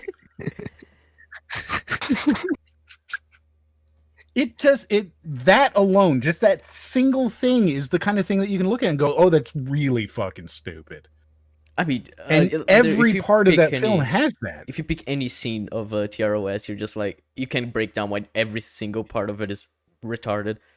Like, I made a video on TROS talking only about the scene where they're where like Kylo goes after them in the desert. Like, genuinely, that was the only thing I talked about. And there's something wrong with, like, every 5 seconds there's something new that's wrong with it. It's really hilarious. Everything. Yeah. Everything is wrong with it. But, you know... So, yeah, I'm a fan of TRS. Yeah, but, yes. Yeah, so, now that we've talked about TROS, there's someone who would like to convince us that TROS is actually a good film. Not only good, but great. So... I mean, I literally went blind due to this film, so... I'm not holding much hope. Well, I mean, this guy, he's a genius. I've seen, the first 5 minutes of the video, just see if it was ECUM worthy, and yeah, it's fantastic. He has some great arguments. And just before we start, I checked his channel. I know he sounds like it's satire due to his voice, but it's not. It does sound like it, but it's not satire. Oh no. Oh god. Yeah. So this is just gonna be cancelled. Yeah. So let's get ready to have our minds changed about this film. Welcome to Why It's Great. This is the series where I pay my respect to some of the movies that I feel get too much undeserved hate, and highlight some of the aspects of these films that in my opinion are great. Today we'll be tackling Star Wars: The Rise of Skywalker, which is a film that has been heavily criticized on this platform and pretty much everywhere else, even by me in the past. But those days are gone, because today I will be trying my hardest to only mention the positives of this movie. What is the sanity? He just keeps cutting to the same shot of Kylo. And he's using quite manipulative music to evoke emotional response. I mean, that's just typical video essayists, to be honest. Yeah, it's definitely very... But why is he talking like this the whole time? I mean, don't you feel like so emotionally invested due to that voice? It's like really cool. No. It feels like he's making fun of his audience. It sounds like he's trying to be... It sounds like a wannabe Chad voice. Yeah, pretty much. It's weird, and like you could hear at one point he definitely went higher there, and I just this is clearly a fake voice. This is his like I'm sitting down to record voice. I think everybody eventually gets one. There is a stage voice, that happens. I have mine, and I sound a little bit different, but boy, that is super fake and bad. You're right. You said, oh, he sounds like he's being sarcastic or making fun of it, or that it's not authentic. It does. It sounds like he's like lying. It's sarcastic. It's satire. Like, yes, but wow, that's bad. All right, so I'm gonna try not to make fun of this guy's voice because whatever. But man, yes. Yeah. So yeah, you were gonna have to tolerate with this voice. So It's so 29 good. minutes. yeah, I mean, it's just like when I talk in videos, I usually talk a little bit different. It's just like trying to sound clearer, like as opposed to like when streaming right now, I'm just talking and not really pay attention to what I would say. Sure. So yeah, but this voice is just really forced. Positives I of this bring the movie. microphone over in front of me a little bit more. It's not like off to the side because I'm reading a script. So I get a little bit closer. I get into everything, and it's kind of like, today we're going to talk about whatever it is we're going to talk about. My name is Moriarty, and here we are. Like, that kind of thing. But with this, boy, he's just it's rough. It's rough. At least he doesn't have the gravel like Cosmonaut's voice, so it's not gonna be that painful. Oh yeah, the Anything vocal fry. Yeah. Where they all do the. Wow, I can't hate even do it. Like on command. I hate yeah, Return of the Jedi. It's terrible. Yeah, cool. Because as you all know, here on the Turf Nation channel, we're all about positivity. Hopefully this series can help raise awareness to some of the less appreciated films in cinema, and help some people... Was that And help some people. wait, was that Justice League that he said as one of the least appreciated films in cinema? Because oof. He said what? Oh, God. Yeah, I'm pretty sure he I showed. think he did. Here. He showed it. Hopefully this I series don't know can that help- he Is meant it to be that. Right? is this Justice Wonder League? Woman. Oh, is, Yeah, that's Wonder Woman 1. oh okay. That's Yeah, the first that's one. Wonder Oh, Woman, okay, so yeah. it makes more sense that he'd say Wonder Woman when that film is not as hated as Justice League, even though it's like worse. But The first Wonder Woman is a trash film, and I don't understand why people like it. because it's Same. not as bad as Man of Steel, I guess. I don't know. But that's the thing; it's not as bad as the rest of the terrible films in the DCU. Yeah, but that's what people say about every single DCU film. Like you watch Shazam, and it's like, wow, at least it wasn't that bad. Shazam. Okay, so I think Shazam is one of those films where it's legitimately entertaining, right? You can sit and watch Shazam and be like, yeah, that was fun. None of the rest of them are fun. Like they're all grim, dark, and kind of. Ugh, And then you have you Birds know, of Prey, where it's like just a mess as well. Birds of Prey and Suicide Yeah. Squad, where it's so disjointed. Oh, Suicide Squad. Suicide Squad is just painful. It's just painful all around. But Wonder Woman, people are like, oh no, it's great. It's the greatest, the best of all the best. And it's like, bro, but it's not in any way. It's not even like good. And 84 is worse. Oh, so you've seen 84 It's then. so bad. Oh yeah, dude, even my mother doesn't like it. She was like, you need to tell people. I remember I tweeted this out because she was like, you need to tell everyone. Everyone needs to know. Yeah, we recently recorded really a good. reaction to that film. It was my second time watching, but first time for everyone else in the call, and it was interesting to say the least. What our reaction so- to the film. Did you guys all pick up on the fact that they went in? It just makes no sense, but they went to a museum, right, to get an airplane to fly him over, right? And that museum airplane was on a tarmac filled with fuel. Yeah, I mentioned that how it's just filled with fuel. You can just open it; it's not locked or anything, and Wonder Woman could just walk in. This is a museum, mind you. museum, That's like, I think a lot of people forget the fact that this is a No, museum. yeah, It's the only not reason why like Wonder Woman was able an to access airfield. it was the fact that it was a museum, and it's like, okay, Yeah, it's not a fucking airfield.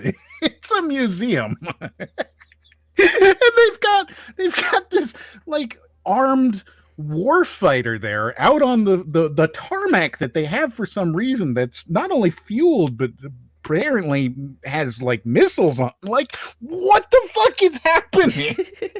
And it's a two-seater that's like side by side. That's weird too. And then she makes it go invisible and flies on lightning, and just there's so much. There's so much about that film.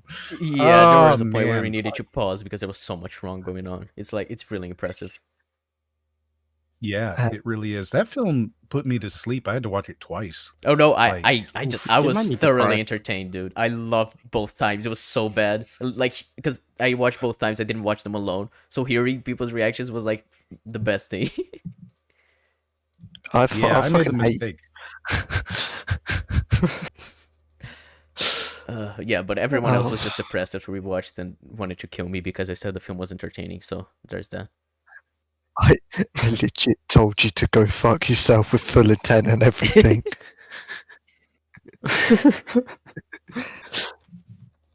So yeah, yeah. What? So getting back to the Rise of Skywalker, a much better film than Wonder Woman 84.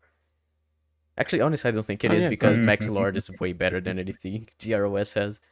But you know, raise awareness of the less appreciated films in cinema and help some people understand why it's okay to defend the movies that you love, even if other people don't agree with you. We're all different, we all like different things, and any movie can be filled with positives if you're just willing to look for them. However, I have been told that it these can also be videos do leave the filled with impression negatives if you're willing to look for them. But sure, this is a very cinema wins type of thing where it's like, oh, I just look for the positive and the negatives. We don't talk about that because I don't like being negative about stuff. So Such I feel a like I've short read example. or there's a statement by somebody. I can't remember who it was. It's good if you just pretend it is something like that. oh, pretend it's what you wanted No. and see how you feel. That's a cinema wins Yeah, statement. Yeah, exactly. Yeah. There you go. So that is exactly what this guy is espousing here. Just pretend it's good and look past the bad. Mhm. Is he putting on a voice? Brit. A very critical Brit? Yeah. Brit, I'm sorry. Yeah, he Do you is. think this is not him putting on a voice? I'm sorry.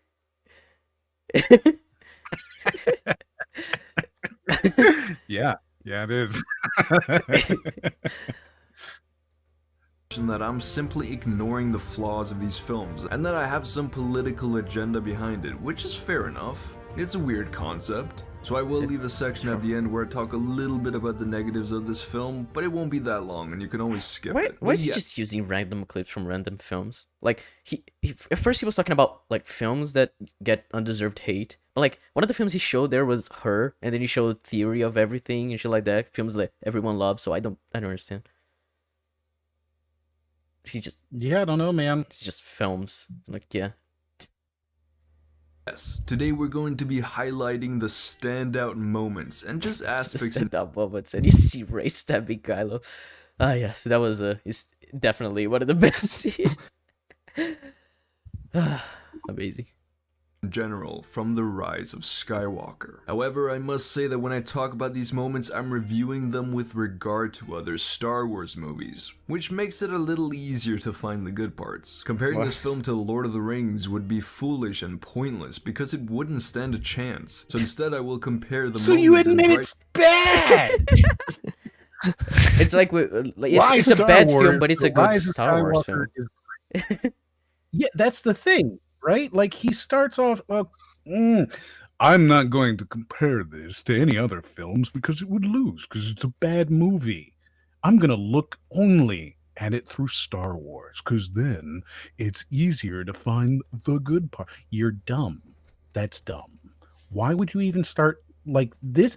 This is where editing comes in, right? Because you could do all of this shit that you're doing without doing any of the shit you're doing. Like you could just start off at the beginning and be like, here's why I think this is a good film, blah, blah, blah, blah, blah, blah, blah. Then we could argue about how stupid it is or isn't that you're saying these things. But instead you're going to spend 2 fucking minutes of my goddamn time telling me about how you're not going to compare it to film. But I just love how this kind of proves the earlier guy's video where it was like, oh, people can't stop comparing the new stuff to the old stuff. So like the only thing you can compare it to is Star Wars. So that's what he's gonna do. Cool. See, these two videos This is they work together really well. Why is the video not playing? Okay. Spots to the other Star Wars movies. So I'll basically talk about a moment if it's either a good film moment or a good Star Wars moment. Wait, so but if it's a good film moment, then you are comparing it to other films. I mean, he's breaking his own rules immediately. Like it's just the next sentence. Like it's 2 seconds after he finishes the sentence. He's gonna cherry pick. That's what he's saying. Yeah, basically Like, he's what saying he's I'm telling gonna talk us- about stuff that is either good or fan service. That's like good in his mind or fan service. That's what he means. and I'm going to cherry pick it. And you know what? If I say that this is a good moment in Star Wars, it doesn't matter if it's a good moment in film. It doesn't matter if it's well written or well directed or well acted. None of that matters because I have already said at the beginning that I'm not comparing this to other films. But then if I do compare something to another film, well, that's just me, talking about whether or not it's a good film moment. That's totally fine. He has started out by telling us he's going to cherry pick. That's where we're at.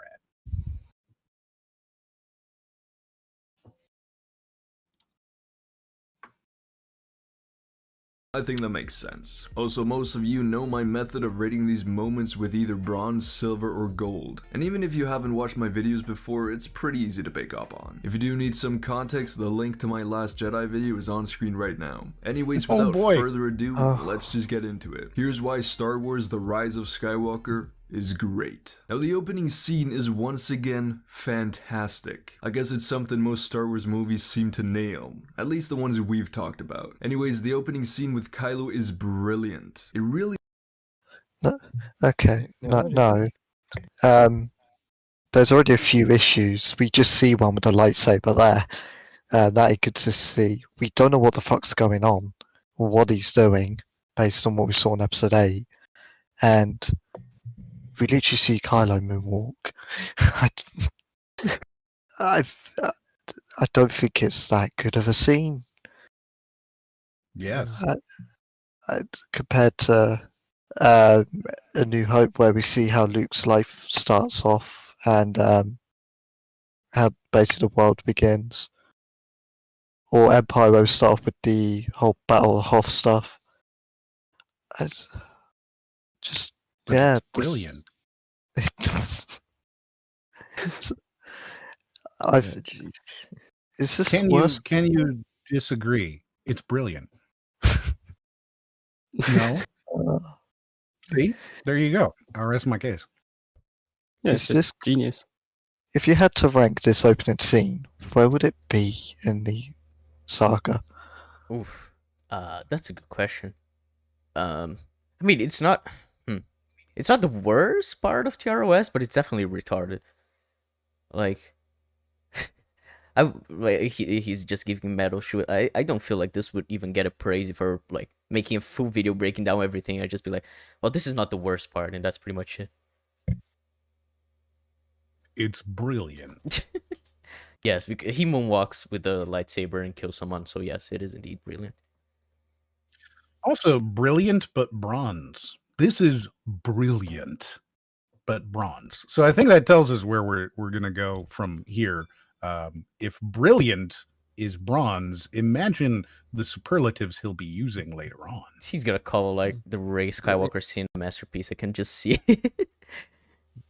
Brilliant, but Masterpiece. lazy. really sets a dramatic tone right from the beginning, and it helps build Kylo Ren and the First Order up as a real threat, which is important since this A film real threat. Then later in the films, he loses to Rey for no apparent reason. Sure. Also, this is the third film. If your big bad has not been built up as a threat yet, you have failed.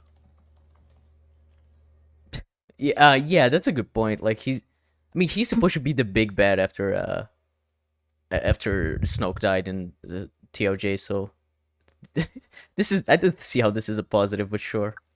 Because like when you have Darth Vader in the OT, he's a threat from the first scene we see in the film. Like we just see him killing, we just see him killing someone, and like just see him killing a lot of people in the ship and looking for Leia. But in this, it's like, oh no, in the beginning of the third film, we have this guy, like he's established as a threat now. Not only that, but he's also gonna turn good later in the film. So, I mean, for me, when I first watched this scene, I was more confused than anything, and then I started laughing when Kylo decided to do his moonwalk. I didn't get a sense of threat. Yeah, it's good. Relies on the situation seeming hopeless for the heroes. Kylo Ren is also just a badass. Most things on Exegol are also great. The Kylo Ren is just better. Okay, if you say something, it becomes true. Also, Yeah, he says lost hope for the heroes, but there's no characters to connect us to in that scene. but he's a badass. Yeah. When he screams about Luke, I felt such badassery there. Mm-hmm. Again, it's all spectacle. This is the same thing as showing Luke destroying stuff at the end of Mandalorian. It's just, here's somebody doing stuff. You know, they saw everybody get excited about how Darth Vader did it in Rogue One, and they decided that every Star Wars thing needs to have that now. Yeah, pretty much, for some reason. Yeah, even though like the scene in Rogue One actually makes sense why Vader would do something like that instead of just Luke appearing out of nowhere for no apparent reason. But you know, Or in this case, where he's just randomly thrashing nobodies in the middle of the forest. yeah, and it's But like, how again, did he it's find where brilliant. this Wayfinder would be? We don't fucking know. He just Nope, finds. you skip through it. Yeah, he's just it's here and he found it and yeah. So whatever. And yeah, and then next scene we go to Exegol where he sees failed Snoke clones and Palpatine. It's like, what the fuck? What happened? Yes. Yeah. Like, clearly, this is intended to just kind of wipe away all of the failures of the last film. But boy, to call this brilliant, it is necessary at best. Like, at best, you could say, oh, JJ felt that he needed to throw all this garbage in there in order to try to tell some sort of story now that everything's been destroyed in episode 8. But man, like, to call it even anything more than just confusingly necessary is it's fucking stretch here, guy. Sphere on X is really creepy and honestly just what I'd imagine the secret planet of the Sith would look like. And Well, seizure inducing. Yeah, it's the Sith. They want to make everyone have seizures, and the people who don't, they're worthy of joining the dark side. It all fits. Also, if I'm looking at like what I expect a Sith Heimer to look like, I'd expect more like dark red, black, and such, which is their typical related colors. Yeah, I mean, you just what's the name of the planet in Revenge of the Sith? Mustafar. Yeah, Mustafar. Yeah, just all the lava and everything. Like that's how I'd imagine the Sith planet should look like. Well, the funny thing is, the planet that Kylo was on is Mustafar. Yeah. Like I feel like they didn't even think it was Mustafar when they were shooting. They just said, "Oh, let's say it is," so people want to watch the film more. I don't know. It's weird. Feel like J.J. Abrams is always good at designing his films to speak to our senses, be it the visuals, the sound design, and the music, or the So all the lens flares, it's like, yes, this is a very, very good visual storytelling. I agree. tone of the scene. Exegol is one of my favorite places in the Star Wars franchise. Bruh. Now, the beginning of this film is of course very controversial because of Palpatine's return. And yes, I agree, his involvement in the story does take a little bit away from the ending in Return It's of the fucking Jedi. piano. It does hurt Anakin's story because he It did hurts a bit to Return to the Jedi. Like, no, it completely, completely undermines the entirety of Anakin's character arc. Does his sacrifice and even fucks with the prequels, considering the prequels are what's set up his character. as like after we see what he does in Return of the Jedi. So yeah, but Yeah, just a little. literally the chosen one prophecy says he destroys the Sith, it brings balance to the Force, and then the Sith are around this whole time. Palpatine's alive after getting blown up twice. Yeah. Poor Anakin. He I mean, doesn't actually, even appear to Luke as a Force ghost. He never appears at all in the sequel trilogy, aside from him saying to Rey, "Bring the balance like I did before," and it's like, okay.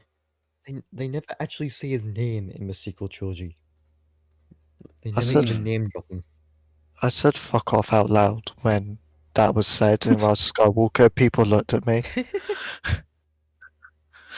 I mean, my movie theater was pretty empty, so I was just But no, commenting yeah, on the just- film with a friend of mine, so it was quite funny. Like, we were laughing at the film, and people would just look at us and be like, "Yeah, I can see why you're doing this." Like, they wouldn't look at us disapproving; they would just be laughing at us, laughing at the film. You were gonna say? But no, yeah, this is all undermined just a bit. Yeah, just a bit. Anakin's story because he didn't actually kill Palpatine, which was his defining end-of-arc moment. However, it's not a plot hole. We've known since the prequels that Palpatine knew how to prevent himself from dying. Ah, yes, the story he No, told no, Anakin no. to convince him to turn to the dark side that it's probably not even true, but sure. Oh my It's god. not because I'm saying it's not a plot hole. Ah, yes. Yeah, so in Revenge of the Sith, he says the dark side of the Force is a pathway to many abilities some consider to be unnatural. And then he repeats the line in TROS. I mean, do you need another explanation for that? Like, come on. That's all you I needed. just- Yeah, Yeah. genius. I just love as well. This guy's like, this is how powerful this is. He could get blown up twice, and then it'd be fine. And then the thing is, if you go by external media, they contradict that very notion anyway. Because they said he just teleported himself into a clone or something. I think his being was transported into a clone or something like that, like his soul or whatever. Yeah, because he apparently always knew Vader was going to turn. You could make the argument that Palpatine as a character was certainly paranoid enough to have some sort of a what do they call it? Like a dead man switch, that would transport whatever if they had the technology. You can make the argument that the character would do that, right? Which you'd have to establish. But you didn't establish that, and it's just not a fun way to do it. Like if you do that and you haven't built that in before, all you're doing is eliminating everything. Like yes. I think you could see how they got there, right? Like you could see how they were like, look, we've killed Snoke. Now what? We killed the big bad that we built up for 2 films, well, 1.5 films, to be the bad guy of our new trilogy. We don't have the Emperor anymore.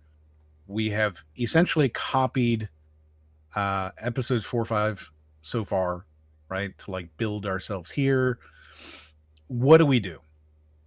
Well, Palpatine seems like the type who would do this. Like you can see how they would do it, right? Like you could see how they would do it. But man, they could have just why did they do the whole Snoke thing? Why couldn't Snoke be a failed Palpatine clone, right? Instead of this weird fucking there are ways you could have done it at least to kind of make some sense. It still would have been bad, but I don't know. I mean, yeah, running with that idea, I would have had the First Order be a cult, very small, but they have cloning technology, and they tried to recreate Sith Lord to start pushing their plans forward. I mean, the whole problem with this trilogy starts with the First Order and the fact that they are just the Empire again, right? That's like the first problem. But I don't know a way that you could fix this. And like for him to say it's not a plot hole because it's just, oh, they said the thing that they said. Man, I don't know. It's genius. This is already a stretch.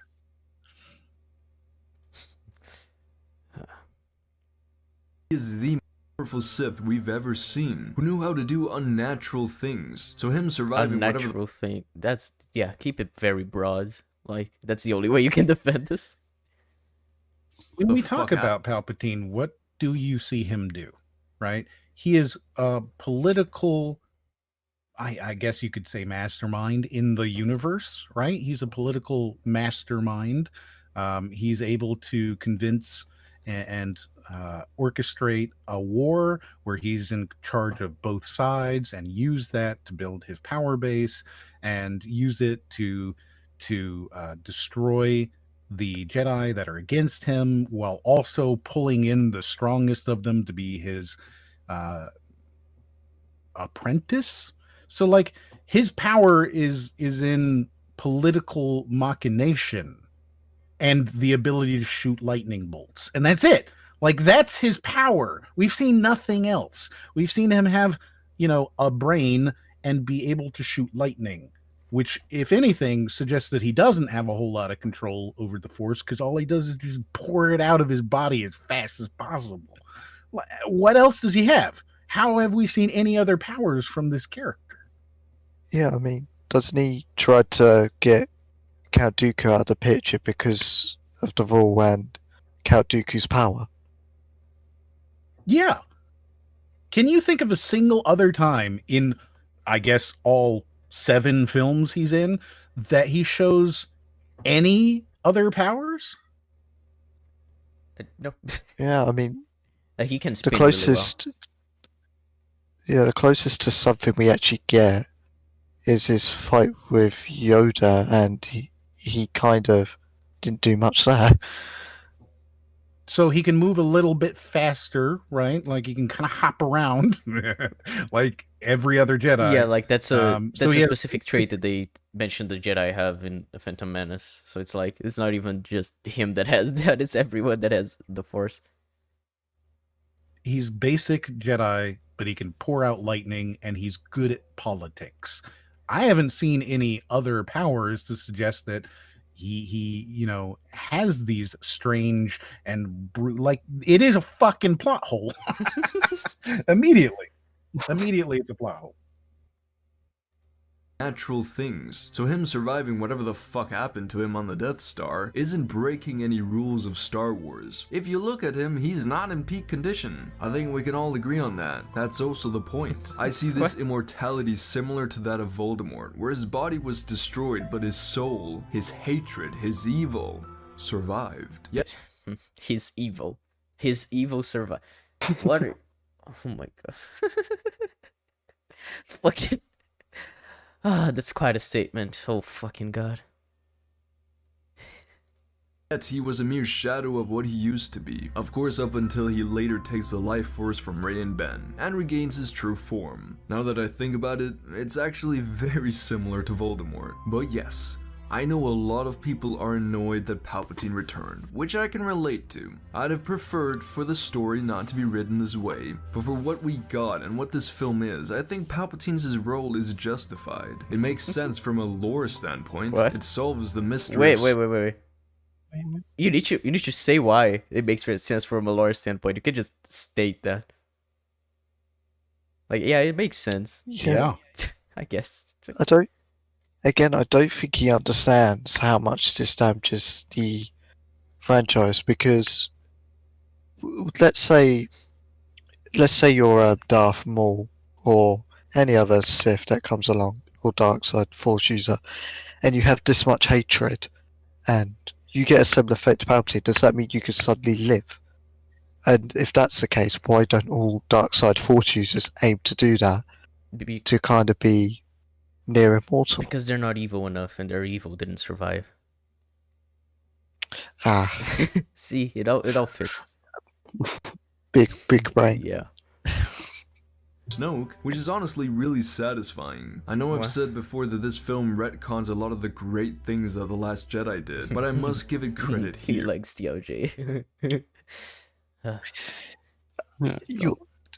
Does he like this film as well? Well, it seems like it, considering what he said so far.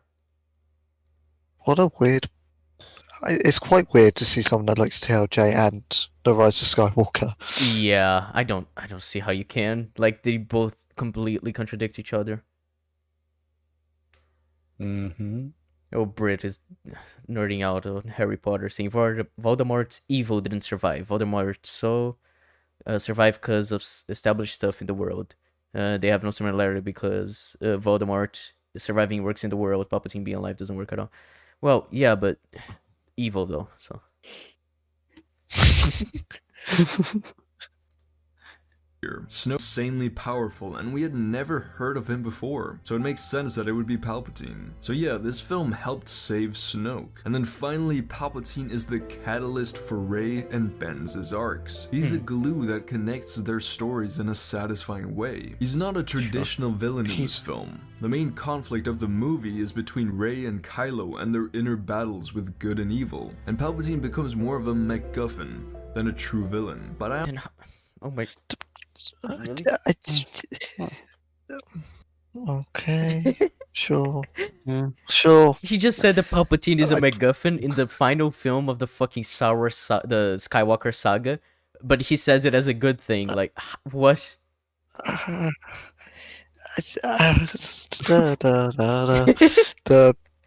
He's walked back to be this big bad this entire time. The guy who orchestrated all the events, such as Order 66, and dictatorship across the universe, to resort to a MacGuffin, and that's a good thing to you. I don't think you're okay if you're saying that. Yes. I don't know. I think if I was you, whatever your name is, and you want the focus to be Kylo, just make Kylo the villain, like that path was going. Yeah. Like, okay, so if we were to say that we're at the beginning of this film again, we know that the God, I've already forgotten his name. Snoke. Why does that sound wrong to me? Because it's a shit name. So if we start off with this and we say that he's dead, right? You could use that to build Kylo into the big bad. You've built him up. You've shown that he's gonna kill his boss, right? Mhm. Now you could use him as the last film as the big bad. There was no need for Palpatine to be in this film at all. You could just not explain Snoke at all. Like, you could just not explain him. It would not be a great, like, fulfillment, but you could do that. I don't see why we needed to redeem Snoke at all. Neither do I. I don't understand. Like, I don't get it. Why did he need to be? Oh, and we managed to, by making it Palpatine and making the rest of the story stupid. At least we were able to make Snoke make a little bit more sense. Cool. That's definitely a plus. Yeah.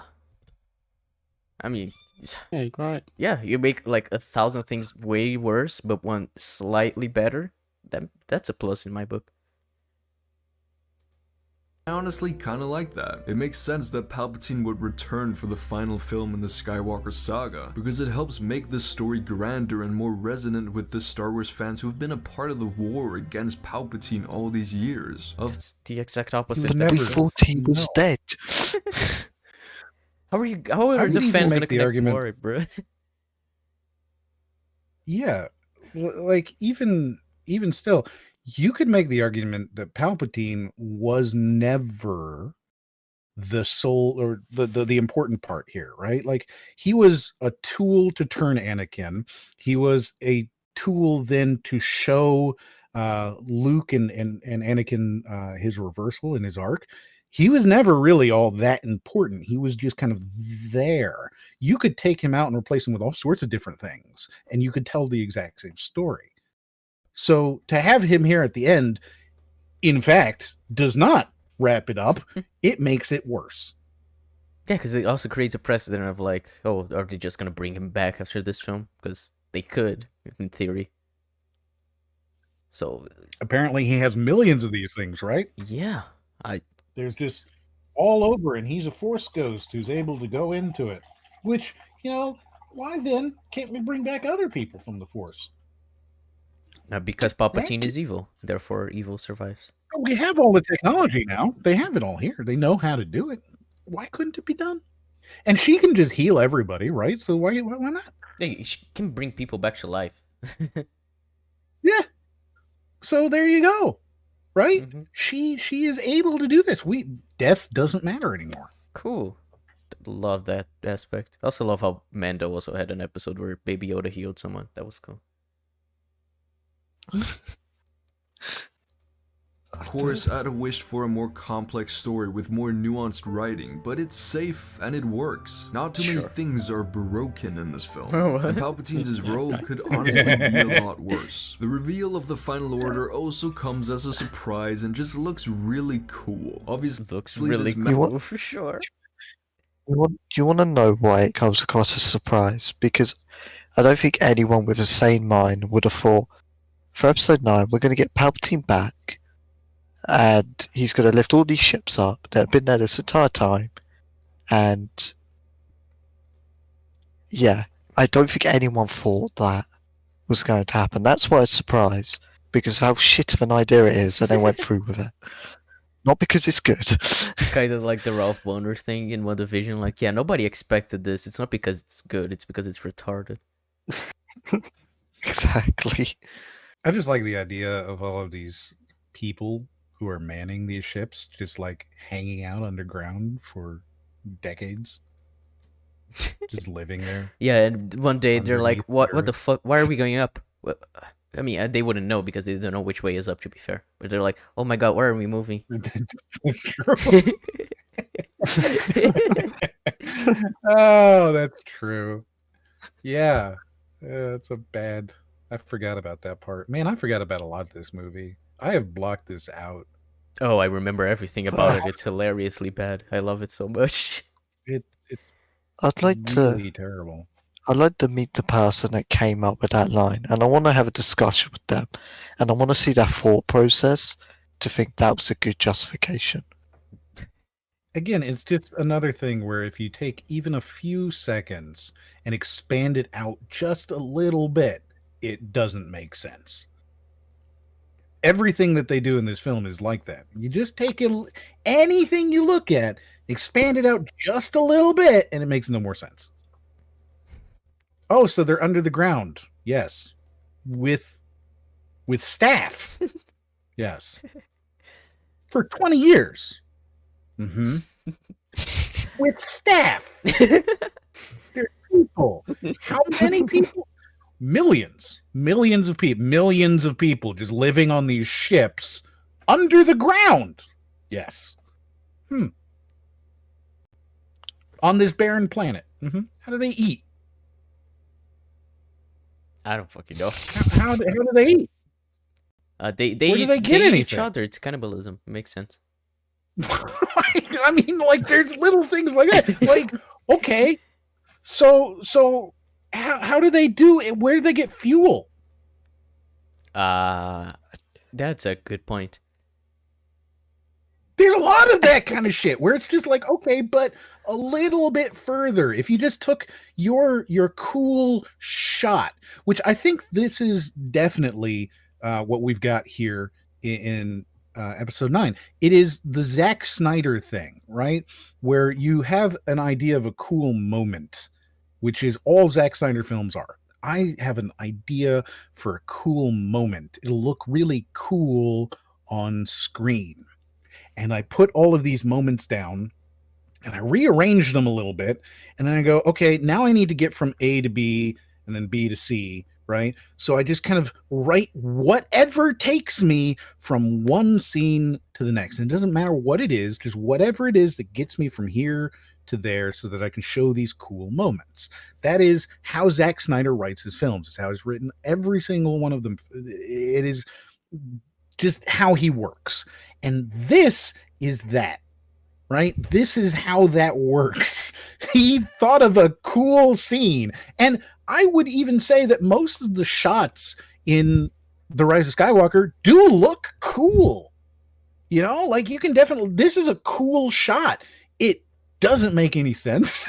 It's not good. It's bad for the story, but it looks cool. And because you decided to make it look cool, if you just expand it out just a little bit more, it makes no sense. Yeah, I like to think when I'm watching that scene, Palpatine's just sitting there like, this will make a cool visual, and then someone goes, but why are you building it underground and making us smash through it? Don't worry, cool visual. It's gonna look really cool, guys. I promise. The one guy, when we had that one guy come here, and I need to show this moment off, it's gonna look really cool, really cool. And like you gotta think about it, he's doing all of this for like 2 people. It's gonna make up for being all the voices in his head. He's gonna be like, this guy's cool. Cool. He's real cool looking, man.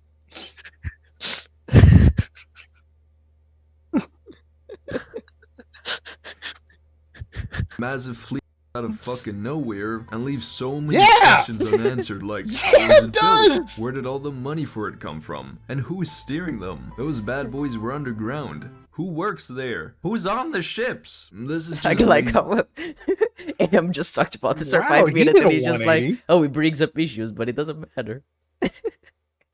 He did like a straight 180 here. He's absolutely asking all the right questions. Yes. Where did it come from? Why? Who is on the ship? Who paid for this? Yes. Those are all the right questions to be asking. Congratulations. Easy writing. The movie becomes a lot more enjoyable if you accept that it's not the greatest film of all time. Enjoy it for what it is, an what? epic conclusion to the Skywalker saga. Remember, don't pretend it's what you wanted Wow. and see how you feel. We're at this point. Just pretend it's just remember it's not the best film ever made. Therefore, you enjoy. He really is saying that. I didn't think he would actually like go that far, but he's going that far. No, this film's bad. It's lazy and poorly written. But if you just imagine that it was good. Oh man, I great. just love how we goes epic conclusion. I'm like, you've just been slating the quote unquote epic conclusion for his stakes making no sense. Oh man, that's No, fuck it, it just super, looks cool. Shut up. right? That's so good. I'm really happy that he said that. That was great. Which it succeeds depending on the angle you take. The Final Order definitely Succeeds does depending on you. Well, that's a statement. Yeah, I learned a lot from that statement. It succeeds if you just look at it from the point of view that it is successful. Right? Like if we just look at The Rise of Skywalker and we look at it from the angle that it is great, then we can see how good it is. That I can't argue with that logic. If we Thank just I pretend to learned be it from this guy. if we just pretend to be retarded, we will find this film good. Amazing. Just think it's good. Mhm. Yeah. Self-actualization. Really, this is a motivational video. He's trying to teach you that all you got to do is just see the person you want to be, see the future you want to live, and go for it.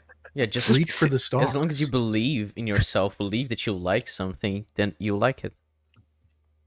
Yeah, we've been looking at this all wrong. We just need to switch the angle we're looking at this guy's video from, right? It's no longer a bad video with stupid arguments. Instead, it is actually the best motivational video about how you too can make a multi-billion-dollar video because you don't need to care. You can make a movie. You can make any Star Wars movie because you don't have to do it good. You can be lazy as long as the shots are cool.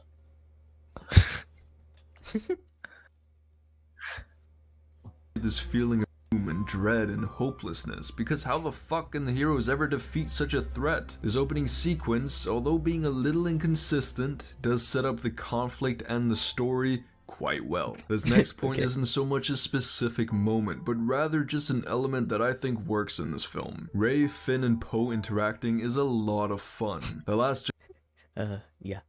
These characters that we've seen never interact with each other before this. Like, Rey first interacted with Poe in the last scene of TRJ. So, yeah, But now they're best friends. yeah, because we just skip a year into their friendship. I think you could make, like, okay, so they don't earn the relationship, but he is right. They do have a good relationship in this film. They have it because they were told to have it. They have it now. Yes, that's very accurate. However, they did not earn it in any way whatsoever. And that's fine. That's fine. Sure. Sure. Yeah.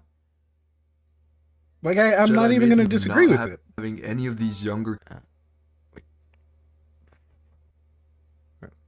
interacting is a lot of fun. The Last Jedi made the mistake of not having any of these younger characters interact much at all during the movie. And although Rey and Poe had interesting stories and interactions with Luke and Holdo, I forgot about respectively, this scene. Oh my god, he's crazy. Hold on. Hold on. Oh my god. Hold on.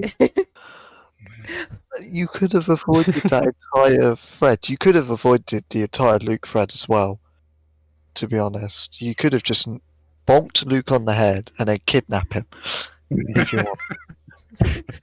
Yeah, I forgot about that scene. That was a bad scene. I remember watching it and going, "Oh my god, they're not really doing this, are they?" The whole thing, the whole film. You know what it feels like? It feels like the highlights to a much larger film, right? Where you're not expected to actually understand anything. It's like a fever dream, right? And if they were to only take the other half of the film and show it to you, suddenly it would all make sense. But that other half of the film's just gone. It's not there. And that's how I felt when I watched this. Now it's just reminding me of the fever dream I had once in a theater.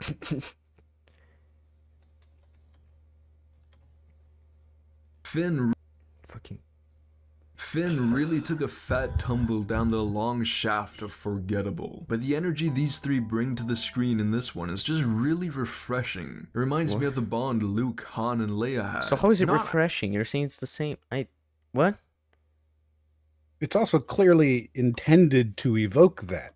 Yeah, I mean that. Like it's aped off of it, and that's it. Mhm. Yeah, that's. Oh my god. Actually, whatever.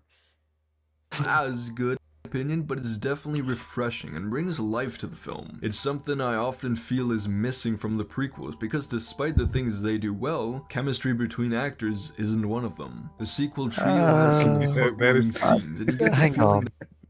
I don't know if I back that, because Obi-Wan and Anakin at least have great chemistry. Yeah, no, they do. They really do. I do think that when he showed Natalie Portman, though, you're right. She doesn't have any chemistry with anybody on that set. That's absolutely true. Yeah.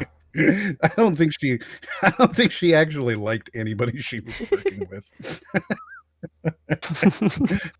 Like the Padme character is just so boring, you know, and she doesn't. Yes, I get it. I actually found it a surprise when the first time I was watching it. I was like, "Oh, they're in love! Wow!" Yeah. I didn't get that It at really all. comes out of nowhere.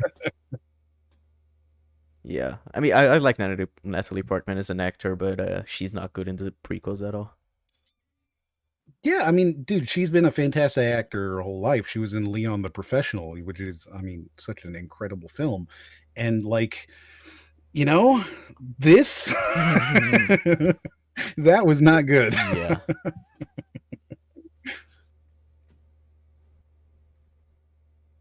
really actually are good friends. It also works because it's not just happy times and them being nice to each other. When we see strife between them, we don't think that they're necessarily mad at each other, but rather mad at the circumstances and at the freaking stressful situation they're in. They care about each other, and it's clear to see, even when they're arguing. I think each of these three. But in that conflict at the beginning, Ray's like, well, you should have died instead, pretty much. Because that's the choices there was for that situation. I mean, So you think you don't want your friends to die? I don't understand. Like, that's how I know I'm really good friends with somebody, is when I wish that they had died. yeah, I agree. Like, fucking, oh my god, this shit is so retarded. Alright, I'm already done with this shit.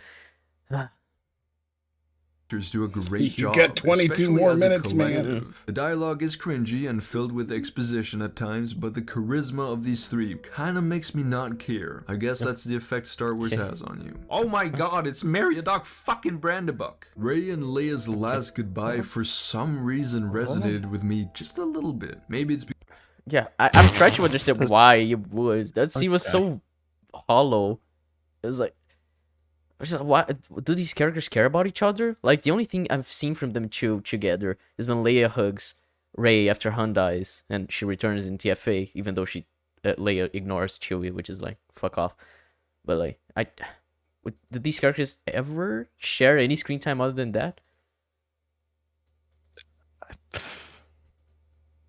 I don't think so, and it doesn't help that they're basically using deleted scenes.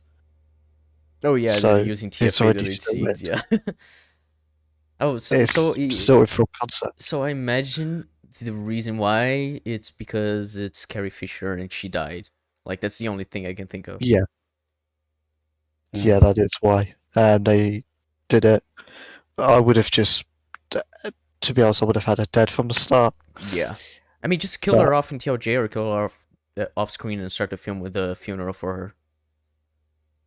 That's what I would do. Start off the film with a funeral. I mean, it's not the glorious death maybe that she could have, but there's external circumstances that can't be helped.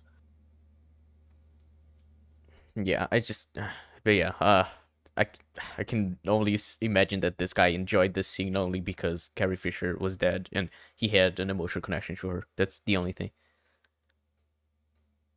because of Carrie Fisher and her legacy. It felt like it was us saying goodbye. Yep, It's he proved it surprisingly immediately. emotional, Wow, and it's not okay. because of Yep, particularly standout writing. It's because of what Princess Leia means to the franchise. This is again the effect Star Wars has on us. Also, the So he enjoys the scene because of other films have had this character being good. This film doesn't though, but only the fact that she exists in it means that he enjoys it. Like, this is just the most and is this like, this is a Star Wars moment. This isn't a film moment that he's referencing, because like, this is so retarded from a filmmaking standpoint. Yeah, I mean, as well, I'm trying to think. To me, at least, Han Solo's death was more regarded as emotional than Leia's, and you'd think, in theory, that would be the reverse. Yeah. Well, it's because of how they handled it. Yeah, they could have had such a ceremonious death for her, and it could have been probably the most emotional moment outside of even Luke dying. Yeah. But they butchered it. Tell me when you get line is ironic and heartbreaking foreshadowing. Underrated scene. Now, I've heard people say that this film isn't creative or doesn't help expand on the Star Wars lore, I but I agree. don't think this is necessarily true. Yes, the writing is not very creative, which can be said about And you agree. I'd So like then to remind therefore you this you is a film about why this movie is great. Okay. Great. No, I'm just. And this is how he starts off. He says, well, people are saying the film is not very creative, and I disagree. Well, yeah, the film is not very creative.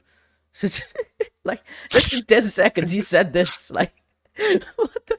How can you say that? They're They're two connecting sentences and you contradict each other. Fuck off. Mm-hmm. Basically all of the Star Wars movies except like 3 of them. That's not what people are referring to. What? They're talking about how the sequels don't have unique artworwork or set designs. That What? No, I disagree. I think they No. have very unique artwork and set they're not. designs. Like, what? Who has said this? Who says that's the uncreative never part? seen it. What people mention when they say TFA isn't creative is the fact that it copies A New Hope, like the plot beats, one for one, despite not knowing what made them great, which makes the film shit. But it's like that's why they say it's not original, not because it's fucking. It's not because the character designs are not original. What the fuck? I literally see, well, TLJ gets praised so much for how it looks and all the designs of the creatures. I mean, there's so many different designs in Canto Bight. Like, I don't, I don't understand. costumes are bad and there are no expansive ideas that broaden the different species and cultures found in this galaxy. But it's just not true. This film adds some great new planets, aliens, pieces of lore, Ah, and yes, great new planets. We have blue dark planet. We have desert planet. We have Mustafar, but not Mustafar. And Mm-hmm. is that it? Is there any other planet we go to? Oh, the planet that gets blown up. What's it? The name? That's just the city that they go, and that's it. It begins with Z, doesn't it? Uh, I can't remember. let me check. Let me have a look. Yeah, Rise of Skywalker planet. Yeah. Planet destroyed. See, this is gonna be easy to find. Kajimi, that's the name. I think the character that we Oh, find no. there has the has a name that starts with the Z. It's Zori Bliss. Zori Bliss. Oh no, not Kajimi. Anything but Yeah, they Kajimi. destroyed the planet. Oh no. And Zori Bliss and Babu Frick survived because yes. You know what? I'm happy that Barbie Frick survived. I think he is a treasure. Yes, I agree. Barbie Frick show, or I'm cancelling this franchise. This is the real reason why we're gonna do hashtag cancel Disney Plus trending. It's not because of Gina Carano. It's not because of a fucking concentration camps in China. It's because of Babu Frick. He needs a spin-off show. Do you think they'll Editions make awards. one? What'd you say? Do you think they'll make one? I actually think they might. There's a chance they might do something with like Zori Bliss and they include Babu Frick, like unironically, and so they can like include Poe as well. So I think that could be a thing they do. Additions into Star Wars. The festival scene is proof of this. It's just wonderful to see diverse cultures with Diverse cultures, everyone wearing the same, whatever. different kinds of people. Different kinds of people. They all look the same. What is he saying? Does he mean that these creatures they're new? Like, yeah, they're different designs than what we've seen before, but like it's just them dancing, and they have this festival that happens every 42 years, so it makes the story contrived. So who cares? I don't understand. Customs all the Star Wars universe. Although I don't think it's necessarily inspired by Africa, it does remind me a bit of walking through the local festivals and markets back when I used to live in Kenya and Ghana. It's just something new and refreshing in Star Wars, and I think this film does as good of a job in this department as the other movies. And then we have Lando. He doesn't have the biggest role in this film, but is always What? enjoyed. He brings the entire fucking army that fucking that fucking beats the bad guys in the end. Like, what? I don't Oh, Ned pointed out that image he showed with the alien design says that the image exists to point out how shit and samey the sequel aliens look compared to the prequel ones. So he's contradicting his point by what he's saying. Show me. Cool. That's neat. to watch him. He tickles me. Then we have Rey using Force lightning. This was actually kind of like a holy shit moment when I first watched it. It's drastic, it comes mostly out of nowhere, and it kickstarts the true conflict within Rey. Yeah, I agree. This is all retarded. Like, I was also baffled. It's one of the worst moments in Star Wars ever. But I imagine he's saying it as a good thing. When, like, I agree completely with all he's saying on the opposite side of the spectrum. Well, he added a boom to the background. So obviously, this is a big thing. I remember reading the leaks, and I read this bit, and that's when I put my phone down. And then I went to see it in the cinema, and at that point, I was considering just walking out because I am sorry, but I've never saw something so retarded in my life in this franchise. I think that was my final straw to care. Like, I knew everything that was gonna happen because I saw the EFAP talking about the leaks. So when I went to watch it, and my friend who was with me, he didn't know anything at all about the leaks. So when we got to this scene, I was just looking at him to see his expression. He fucking lost his mind. He's like, "What? Did she just kill Chewie? What the fuck is going on?" Like in the movie theater, like we just that was quite the moment. Yes. Amazing. Of course, the screams from Rey and Finn, and I've talked about it before. It sort of pulls you out of the movie, but hey, at least it's entertaining. What? That pulls you out of the And movie. also, there isn't much intensity in Chewie's. I mean, I agree it's entertaining, but what? So, when she ostensibly kills Chewie, right? And her and Finn are watching this, and they both, in that moment, say, "Oh my God, I've just killed my friend." They scream, and it pulls me right out of the movie. Is that actually what he's saying? Because what? I'm just glad that was where his line was. Why? Why would you say this? What is wrong with you, kid? Holy shit. I mean, like, of course they screamed. That's like the only authentic part of the scene.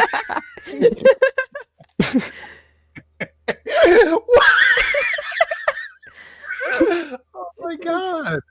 What a dumb argument. I mean, of anything to pull you out of the scene, it's like the film starts with the text scroll say Palpatine has returned.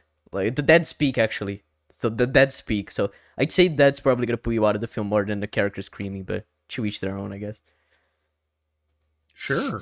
Either, because no, he's not dead. They wouldn't kill off Chewbacca off screen like some wuss. He wasn't off He'd screen. go down in epic fashion. However, even though we know Chewie's not dead, the characters think he's dead. Okay, I think most people that went to watch this film actually thought Chewie was dead because there was no conceivable way to make sense that he's alive. Yeah. I can confirm that the friend I was watching with, he thought Chewie was dead. Like, he just said, "Oh, fuck, they killed Chewie?" I was and I didn't say anything because I didn't want to spoil, but, you know. Everyone I watched it with all thought Chewie was dead, and I was kind of sniggering. Yeah, so it's like, I'm sorry, you're really retarded for saying everyone knew he wasn't gonna die. Lord Dean. No. It makes more sense to just stand there casually and then leave without saying anything. Much more immersive. and I like the fact they won't kill Chewie like a worse. I'm like, did you see what they did to Luke Skywalker? Yeah, right. They also killed Akbar like off screen in TLJ, so it's like I don't see why they wouldn't kill Chewie. Yeah, they just went, Akbar's dead. So I'm like, oh, okay. Yeah, sure. Sure. If you say so, Phil. Suck to that window. Yeah. And this actually to some interesting character moments. Rey's arc in this film is pretty solid and fleshed out. This moment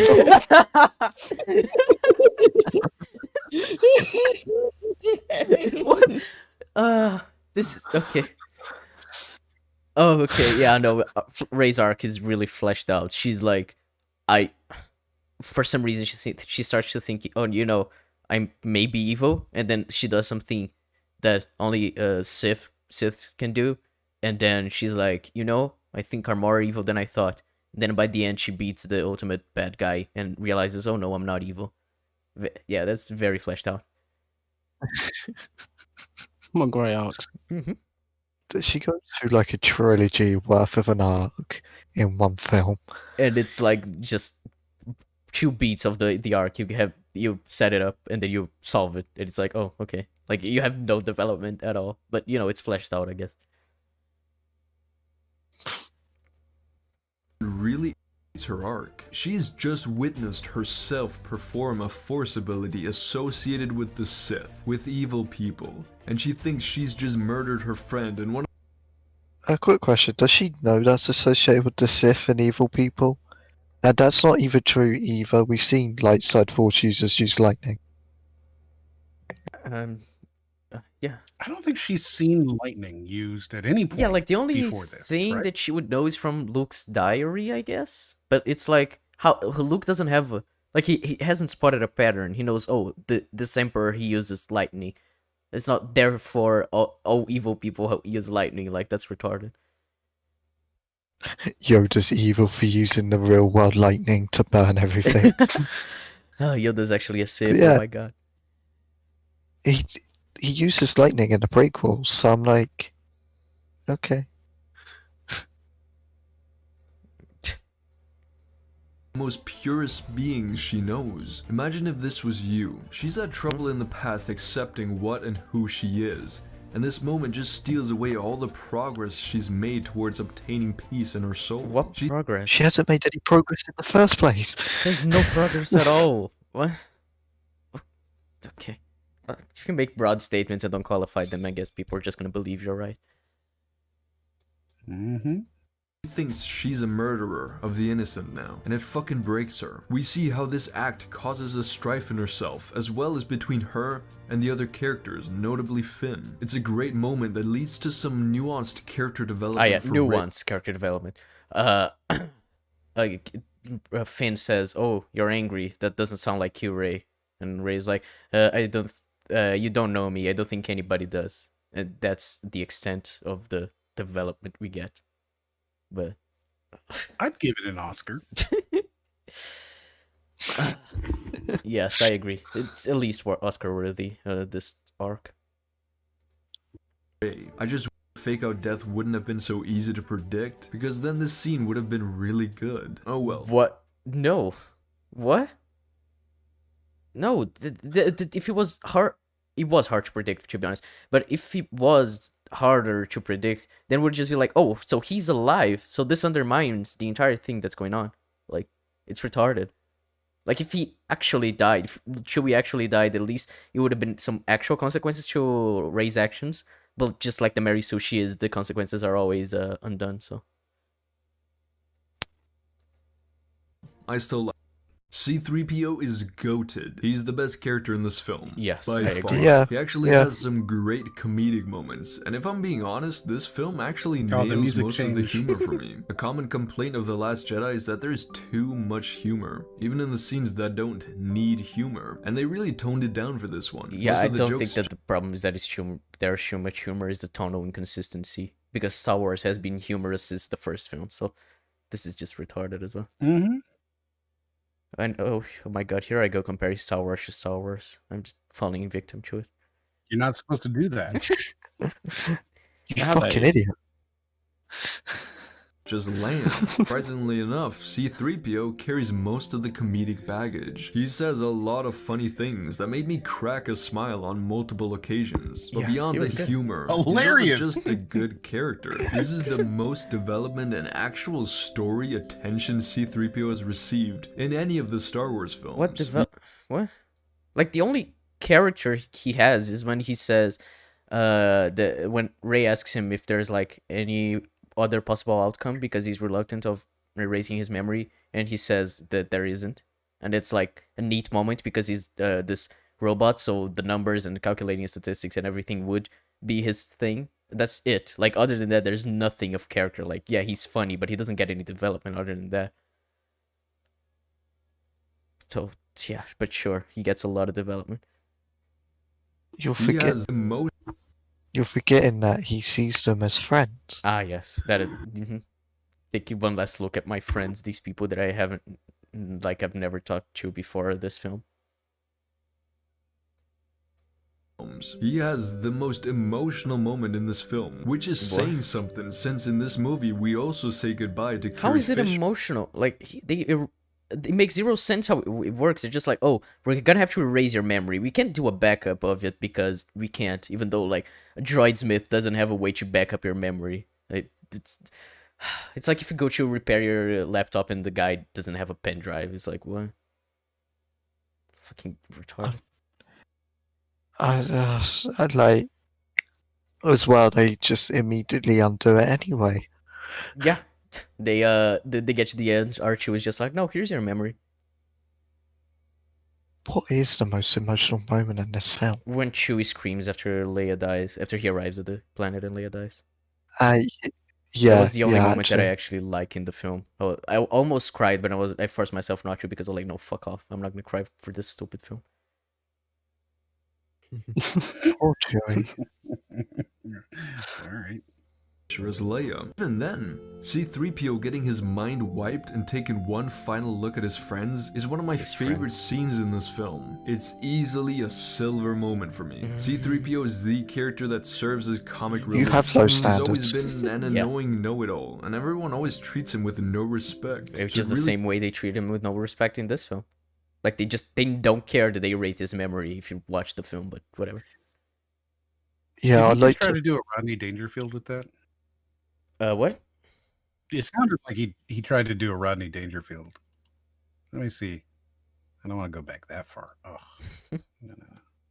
Let's see if he relief. did. He's always been an annoying know-it-all, and everyone always treats him with no respect. So it He did.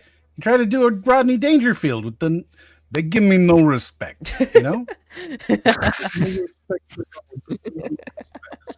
He tried to do that.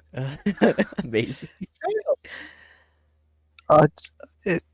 Like, the thing is as well, I like to think if this was Han, Luke, or Leia, or any of the three, with R2D2, one, it'd be far more emotional for obvious reasons, so two, I think they would actually give a shit. Oh, for sure. Especially R2. Yeah. R2, if that's how I knew they weren't going to kill 3PO, because R2D2. Yeah, and also there's like I mean, this scene, it's hard to think it's emotional when a droid just says, this is sad when it's happening.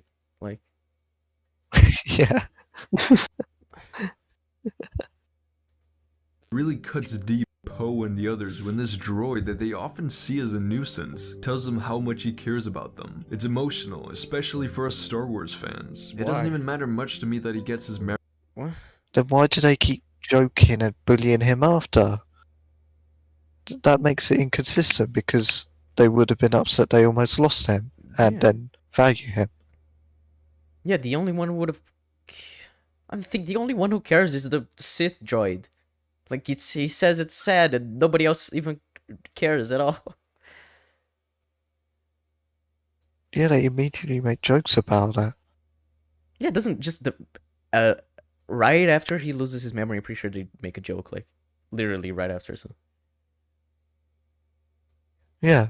Memory back. I'm just glad I got to see some human sides of C-3PO. Fantastic moment. Then Rey finds out about her parents and she fights Kylo. The fight Rey and Kylo have within this Force bond is really cool to me, and it yeah, builds sure. Does it? Can you explain to me how it works? Like, where are they? When they hit stuff, what is dragged within these portals that they create to each other? What do people outside see of what's happening? But, whatever, it looks cool, so. off of this wonderful dynamic introduced in The Last Jedi. However, the big thing in these scenes is the reveal that Rey is the granddaughter of Palpatine. And I think this is a good time to talk about Rey Palpatine, because a lot of you will know just how much I love that Rey was no one in The Last Jedi. I think it's such a fantastic theme. It makes the Force mystic and interesting again, and is honestly Again? It always was in the fucking prequels. Like, I'm sorry. do you people not understand in the prequels they established it didn't need to be through special bloodline? Of course it does. Like, if Why you look do- at Kiari Mundi, his mother, whatever, fucking faggot Mundi, she was like the one of the most important force sensitive people ever. That's why the bloodline is important. Like, every single one of them comes from a huge bloodline of force users. Yeah, and it's the general point is they act like it's it has to focus on a Skywalker or Kenobi. It can't be just like a random bloodline that they can introduce. Yet that's the whole point of the prequels when they have the training academy. Mm-hmm. Yeah, there's just kids So there, a bunch of kids. Yeah, so they just completely forget about that to redo that, and it's like, what the fuck is wrong with you people? Yeah, and the point of making her somebody, like the daughter of Obi-Wan or whatever, is because she's so powerful with the Force that we needed some explanation to fill that plot hole. But the films were like, nah, I don't care. And then the third film was like, no, actually, I do care. Exactly. Just the most complex and thought-provoking ideas in the Star Wars movies. Therefore, to my great dislike, Disney chickened out on making nuanced films that had things to say, and gave into the He criticism. just said TROS is nuanced with how they handle Rey's arc, you fucking moron. And now you're talking about Rey and her fucking lineage, which is the entirety of the point of her arc, and you're saying it's not nuanced. Like, fucking Christ.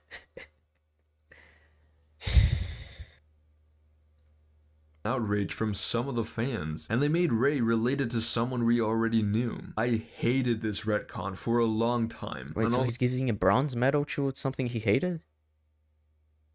He said for a long time, so I wonder what made him change. Oh, okay. Though I still don't think that Rey Palpatine is nearly as powerful a message as Rey Nobody, I've learned how to accept it within the film, because it actually makes sense within this individual story. Rey tries so hard to be good, she wants to do what's right, and then all the walls just come crumbling down upon her with the reveal that she is indeed the granddaughter of the most evil person to ever live in the galaxy. A man who murdered millions and caused so much hate and suffering. How do you keep going after hearing that? Sure, she can just tell herself that she's not like him, that she's... Yeah, it's not hard to tell yourself that. He's a fucking grandparent, you've never met him before. Like... And if you want her to go down the story of self-doubt, just show her being more attracted to the dark side, because she longs for that kind of power, and I guess respect from people. Like, it's...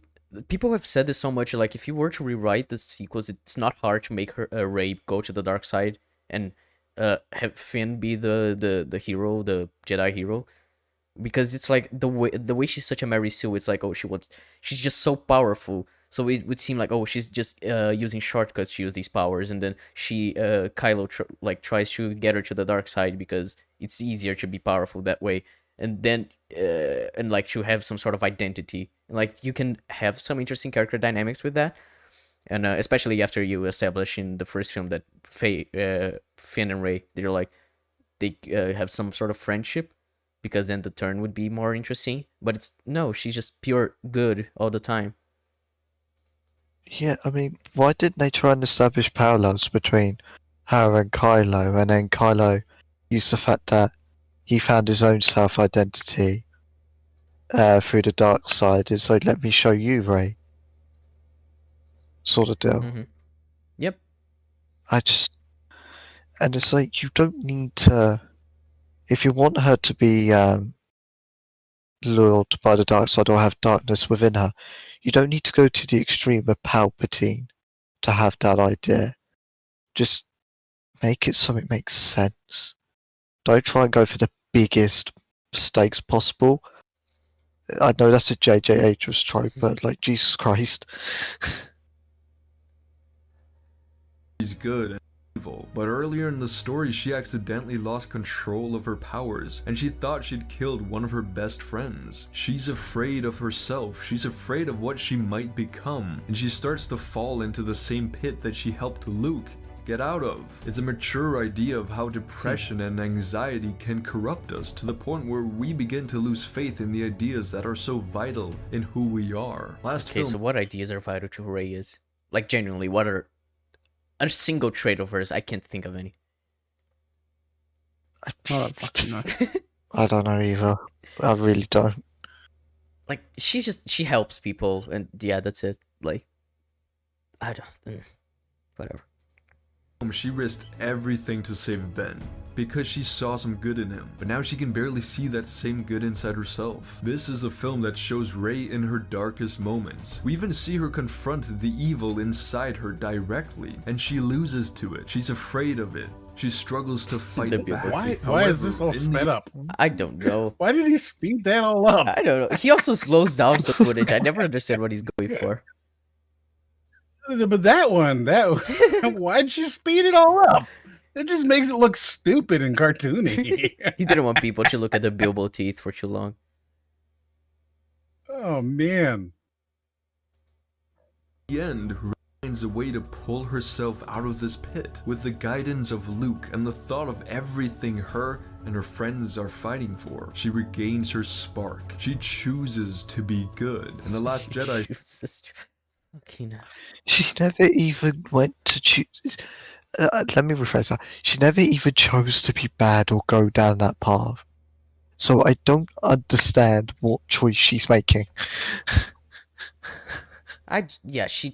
She chooses that her parents or her lineage is not important anymore, just like she did in TLJ. So that's cool. In Like, fashion. even if you break down the scene where she goes into exile, she's literally doing it for a good reason, so she doesn't hurt anybody. Mm-hmm. No choices she makes are for bad motivations. Yeah, but she makes a choice. Should be good. Isn't that meaningful? If you're retarded, sure. she finds out that she is no one and overcomes that obstacle. And in this one, she finds out that she is destined for evil, and she overcomes that obstacle. In both these films, that's not how it works.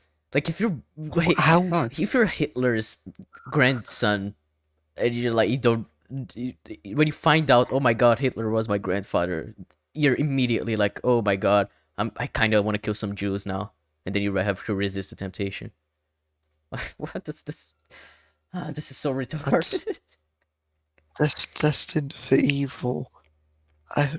What? Because you use Force lightning? You're being a bit over dramatic. Yeah, like Anakin was destined for good, and he went to the dark side. Like, what? This is dumb.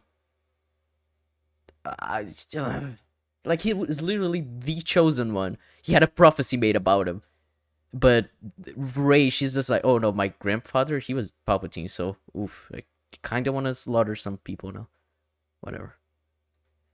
Here's the hardest she could ever possibly hear, and in both stories she chooses to be better. I think it's a wonderful arc Rey goes through in these two movies, and although the two stories don't mix in the right way, individually, her stories in these two films are nuanced and complex. I think Rey Palpatine works really well within this movie. Rey in the sequel trilogy overall is one of the most underrated characters in the entire franchise. Her story is fantastic. Finn has a good moment for once in this film. Oh, so he's done with Rey. Okay, so he doesn't qualify anything. He's just, yeah, she's great.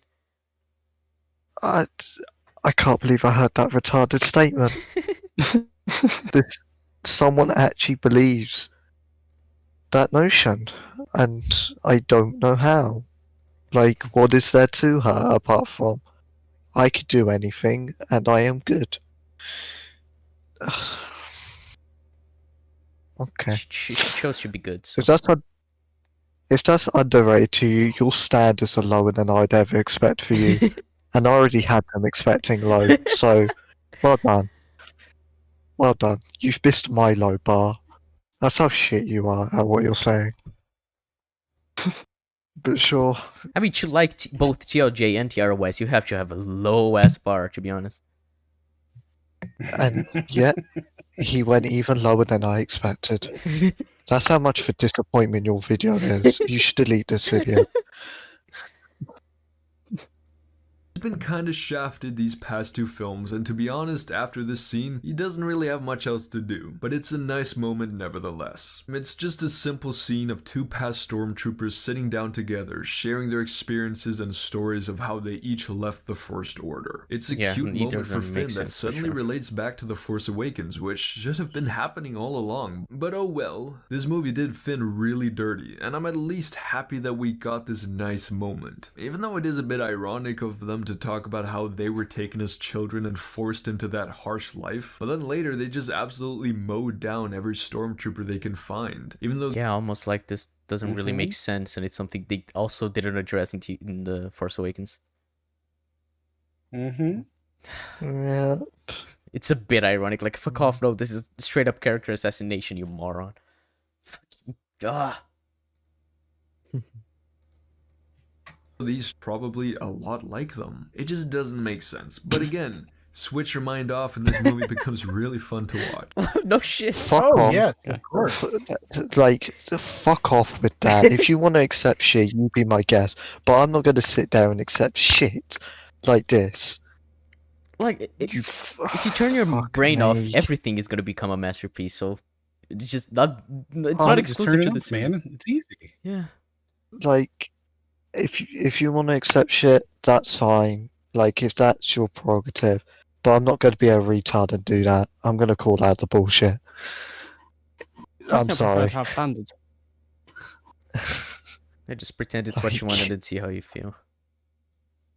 I'll turn my Yeah. brain off and pretend to enjoy it rather than try and push for well-written content.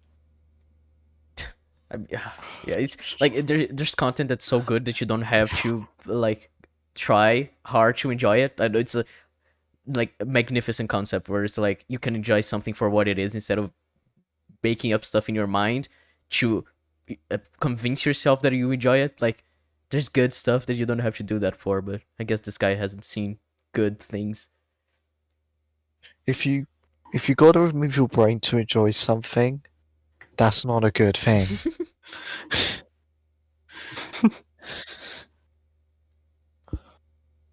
Rey Kylo is a silver moment. No. I personally think this fight is Yeah, okay. criminally underrated. What? You're a fucking retard then. I'm sorry. Like, Like, oh my god. you're getting more retarded by the minute. I don't understand. None of that fight choreography makes sense, and chat diversity breaks that down excellently. Yeah, like, what are the stakes for this fight? Like, why are they fighting? Do you know? Like, any of you guys, do you know why they're fighting? And because No. Kylo man bad, Rey thingy good, I guess. I don't know. Yeah. So like, Kylo, he arrived and then he destroyed the fucking Wayfinder that Rey had because he wanted Rey to join him. Therefore, then the only Wayfinder that they would have is his. And then they just start fighting because Rey says like, "Yeah, I'm gonna fight you," and then they fight. And then after that, Rey just steals his ship and flies away. So that fight is just pointless. That you don't know why they're fighting. But yeah, it's criminally underrated. Remember, this is their final fight. This should be compared to Luke versus Vader.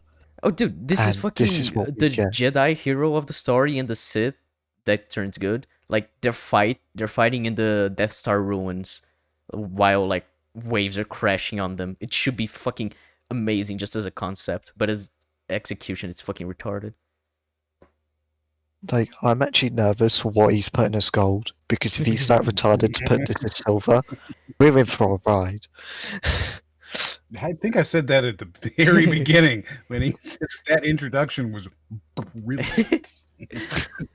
I'm really concerned to what he's gonna say about Rey Skywalker. To be honest. Oh no, if he Yeah. praises that, I'm gonna lose it. Yeah. Oh, he will. On a purely aesthetic basis, it succeeds. The setting of the Death Star and the ocean all around them is visually pleasing and also symbolic. The Sure. contrast, but also the parallels between this fight and the Compare that fucking fight again. I swear to God. You stupid shithead. They are nothing alike. They are nothing Dude. alike. I am sorry, but where you got parallels in that, I do not understand. It's because it's Sith and Jedi fighting, and this is red and the other is blue. So see, one contrasts with the other. I was gonna say that it's blue and it's red. That's clearly it. See, it's contrasty. It's poetry. It rhymes. This man, I thought it was a good. Plus there's a bunch of liquid splashing about. Yeah, blue and red liquids, man. I'm telling you, there's This a lot man's- here to unpack. Okay, what is the viscosity of that liquid? How high does it splash? These are the things that we need to know. Imagine waking up one day and you think to yourself, I'm going to compare this moment to that. Yeah. They're fighting with their lightsabers. It's like, do you need any more proof that it's basically the same? I want to die. versus Anakin fight is worthy of appreciation. That fight is about both Obi-Wan and Anakin fighting each other for or against evil. It's a fight filled with hatred, which is why this lava setting perfectly matches this tone. Rey and Ben's fight, however, is about the good in each other. It's a fight filled And with water affection. represents good. It's about hold on. It's about the good in each other while Kylo's trying to get Rey for Palpatine to then dupe Palpatine to take control of everything. Meanwhile, you got water, which meant to reflect sadness. What? It all fits. This guy. And confusion, and the roaring waves in the background is perfect for that too. But beyond just the setting, the choreography and the nuance it brings is underrated too. No. I love how sloppy this fight is. Both of these characters are physically and mentally Bro, what? exhausted. Why is she holding the lightsaber like that? How do you? Oh my! Hang on. What? Why are they physically and mentally exhausted? Because Rey had to climb the Death Death Star, Star. and because Kylo survived an explosion. Sure. You know what? It can't be because this is retarded. It's gotta be for these reasons. Oh, Yeah, see, the choreography dear is God. good because it's bad, and that's good because they're tired. I also like how he goes, they're fighting for what's good. So I'm like, why are you fighting then? If you both have the common denominator of the good thing. Yeah, like Kylo wants to turn Rey to the dark side at this point. He wants to rule the universe, the galaxy, whatever, with her. So it's like, oh yeah, he's definitely fighting for the good. Because like, if you say that, you could argue the same thing about the fighting in Revenge of the Sith, where Obi-Wan is fighting for the good inside Anakin, and Anakin just can't see it. So And the beautiful thing about that is about two ideologies that have the same conclusion but are vastly different, yeah, and Which it's also like, which is why they fight. yeah, and it's also like like Anakin says, from my point of view, the Jedi are evil, so he's also fighting for the good in that scene.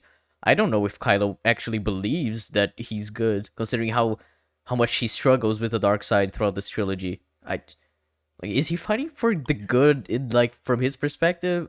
I have no clue. He can't be, because just after this we get him getting stabbed, and then Han, So which is meant to turn him good. sure, yeah. So, fantastic comparison, amazing. Like, Revenge of the Sith is not a good film, but fucking hell, when you compare these two fight scenes, you have to fucking kill yourself. You're dead retarded. Pretty, yeah. Exhausted, especially Rey. I love how heavy the blows he's are so because retarded. it perfectly contrasts the smoothness that Obi-Wan and Anakin fought with. They're just not the same characters or fighters. Rey and Kylo's fight styles are a lot more rustic and based on athleticism rather than What? What? I'm What, sorry. but athleticism? That's did you exactly the ignore opposite you just said, you fucking moron. Yeah, and are you ignoring all the other lightsaber fights we see them in? And one thing to point out, in the Revenge of the Sith fight, you still felt the heavy blows. Like, sure. You know what? Sure.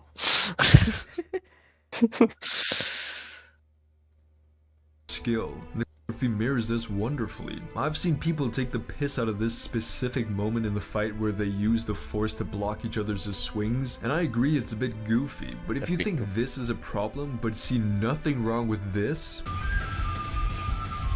What? What is the problem? The problem isn't that it's goofy, it's that the choreography is bad. In Revenge of the Sith, the choreography is mostly really solid. Yeah, and if you put goofy and music also- behind something, doesn't necessarily mean it is goofy. I'm sorry. Of course it does. Yes.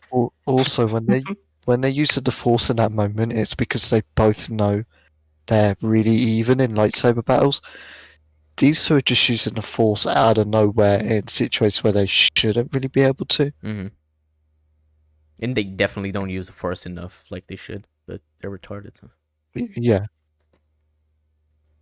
Then you're being a hypocrite. And you're You're probably gonna say that, fucker, so. Oh, that part looks stupid because it's just a single shot from the fight and it's out of context. but Well, yeah. so is the shot from this fight. Criticizing this film is completely okay as long as the arguments are valid, which in this case they aren't. Rey versus Kylo in my opinion deserve... But hang on, but you just said they are valid, unless you hold the standard at the other instances. And you used the testing of standards. So if I find them both flawed, then my argument is valid. So, yeah, no, that doesn't work, I'm afraid. Yeah, but he says Would you- he says you're wrong. So are you really gonna be able to compete Well- with that? You know what I say? He's fucking retarded. Like, your point should be to devalue it. Like, not try and go, this person's hypocritical by assuming what they think. Mm-hmm. But, sure. Yeah, I mean, like if you're in a debate, I can see you trying to get consistent standards. Like in the Tasmachul debate, I'm pretty sure Thought mentioned the fact that Vulture happens to be Liz's father, to like get a concept of to get a grasp on the consistent standards of the criticism with Tasmachul and Homecoming by Mahler. And then, like, that makes sense. But if you're making a video trying to defend the film, like, saying, oh no, the film is actually great, and you just go, oh no, see, this other fight, it's goofy. Therefore, this one being goofy is not a problem. And if you say this is a problem, then you're a hypocrite. But it's like, you're not arguing against anyone. You're supposed to, like, to show why the film is good, not just not arguing against the straw man you created. Yeah, I mean, your argument pretty much rests on a straw man, and you going, this person has inconsistent standards. Not that this is not a flaw. Not only that, but being fucking whataboutism anyways. deserves to be on the same level as Obi-Wan versus Anakin. I think they're perfect counterparts to each other, and I'm not ashamed to say that I like this fight. Also, Kylo Ren I would beating be Rey ashamed. is important because it shows all those people who didn't understand the situation and context of the fight in The Force Awakens all the reasons for why Kylo originally lost. So it explain shows to them me. what happens when these two fight properly, because yes, Kylo is the better and more experienced fighter. Then why did you lose in TFA? You So haven't why didn't- explained, you fucking moron. Yeah, and if you're going to suggest he didn't try in TFA, then that's fucking retarded from him. I don't get what he's saying. Like, if he's In if he's fact, gonna say in that T- it's because Kylo was wounded, then he just clearly doesn't understand Star Wars. So.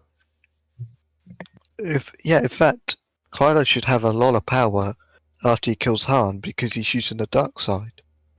Yeah, and like he was wounded, he was punching his wound because pain makes the dark side users stronger. So, but whatever. I guess it makes sense. But we just misunderstood, Jeb. My bad. Yeah. He only loses because Leia steps in, which is also a beautiful moment. Leia Sure. giving her life to save her son from Why himself does she have to is a give her life? wonderful way for her to go out. And given the limited Just save material her. Her giving her life for her son, just save herself. He says as Rey grabs the lightsaber to kill her son. Fucking. And she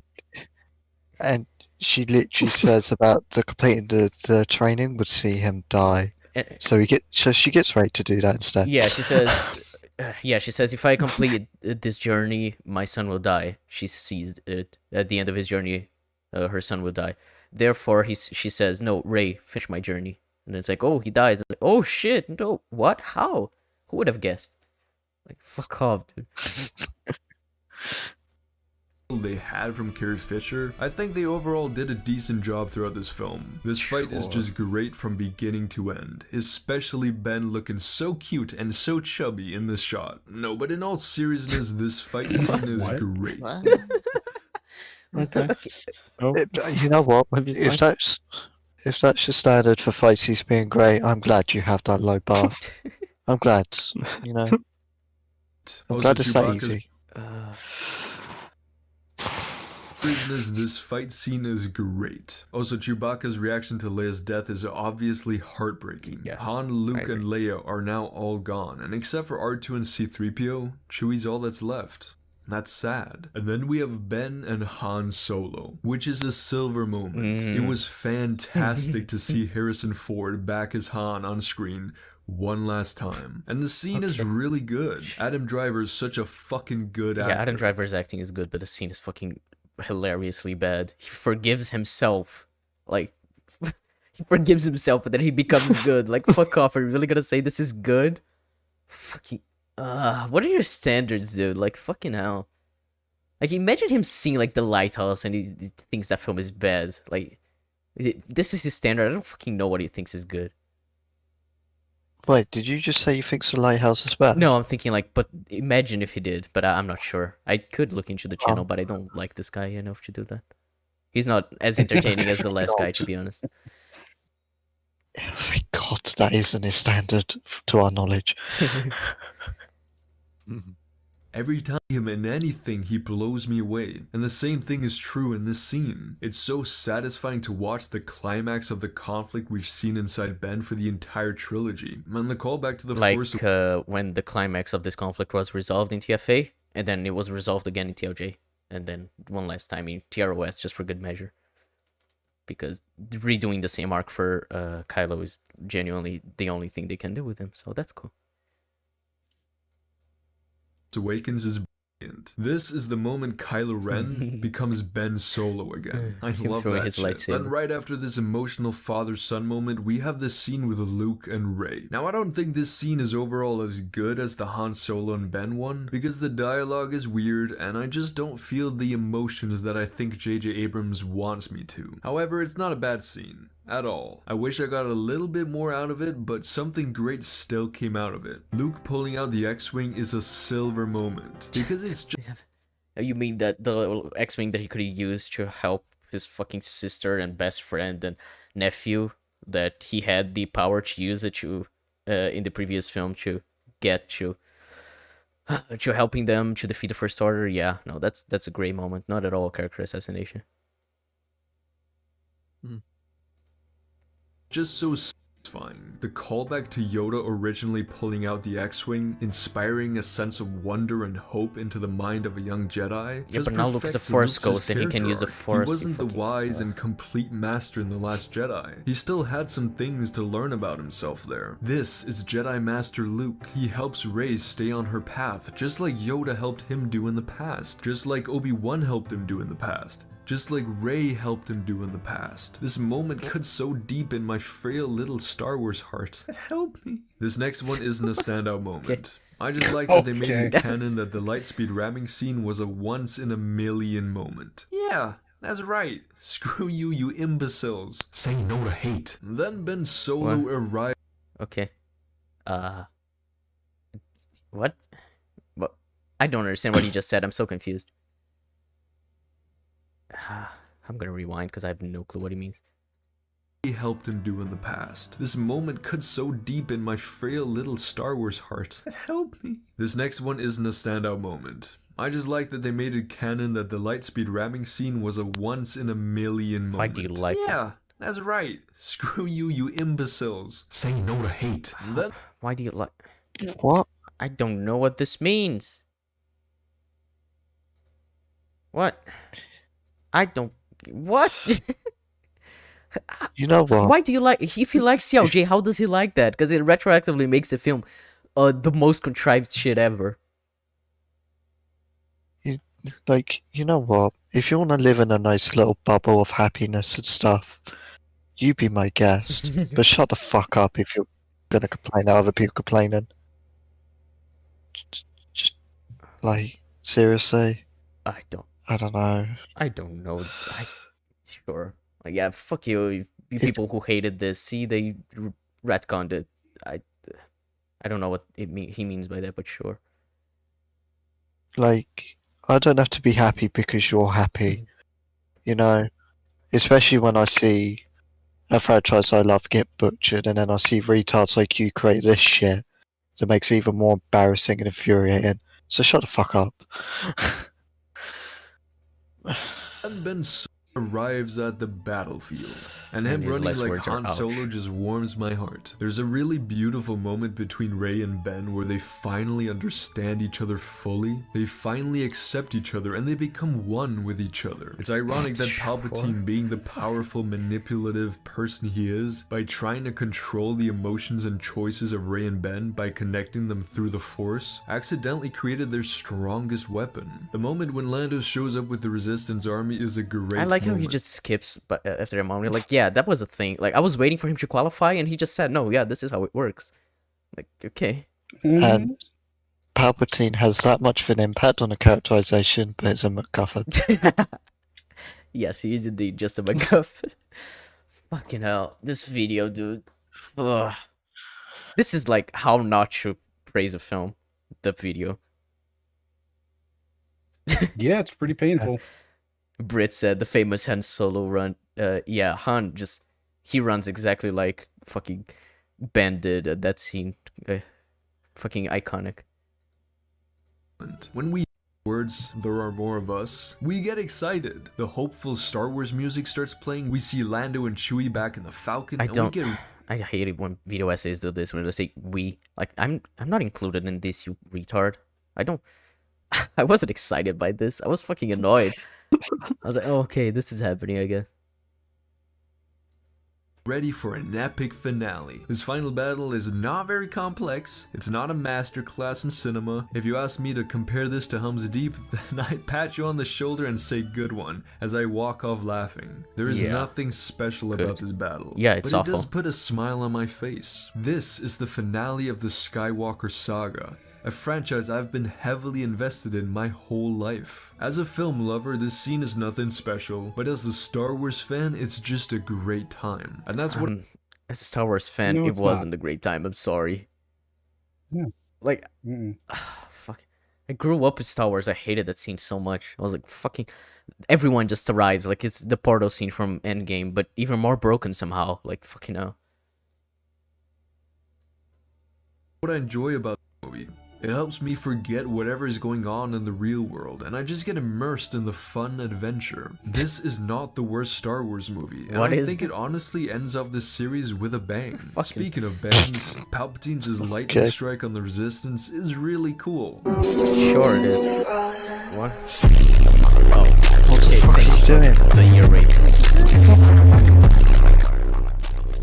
Okay, I was considering making this a silver moment, but then I realized it's just aesthetically pleasing, you know? There's no emotion. Yeah, I agree. It makes zero fucking sense. It's retarded. Why? How is he able to be that powerful? There's like no build up to this. There's no consequences that come from it, but it does look kind of cool. So Spectacle, man. it's like he just said, "There is nothing beyond spectacle. Let me give this a bronze medal." Like, fuck off. This is just participation trophies. Like, fucking kill yourself, dude. All I want is good stuff, like well-made stuff. And he's like, no, see, it looks cool. So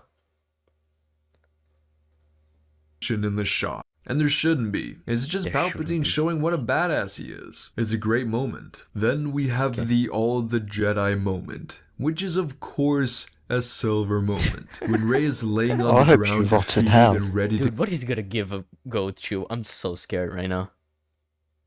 No. It's gonna be the Rey Skywalker. It's gonna be. If I called it, Yeah, it would be it pretty will. cool. That's what I was thinking. to give up, and we hear those other Jedi of the past speaking out to her. It's magical. I Magical. loved this moment in the cinema. Because it's what the finale of Star Wars should be. What? Star Wars is very much about failure, and more importantly, overcoming that failure. So seeing each of these Jedi coming together within Rey to finally rid the galaxy of the biggest mistake the Jedi ever made is truly special. What? I don't. Isn't that the fucking point of Darth fucking Vader? Yeah, like But this is just no. stealing from a much better trilogy. Whatever.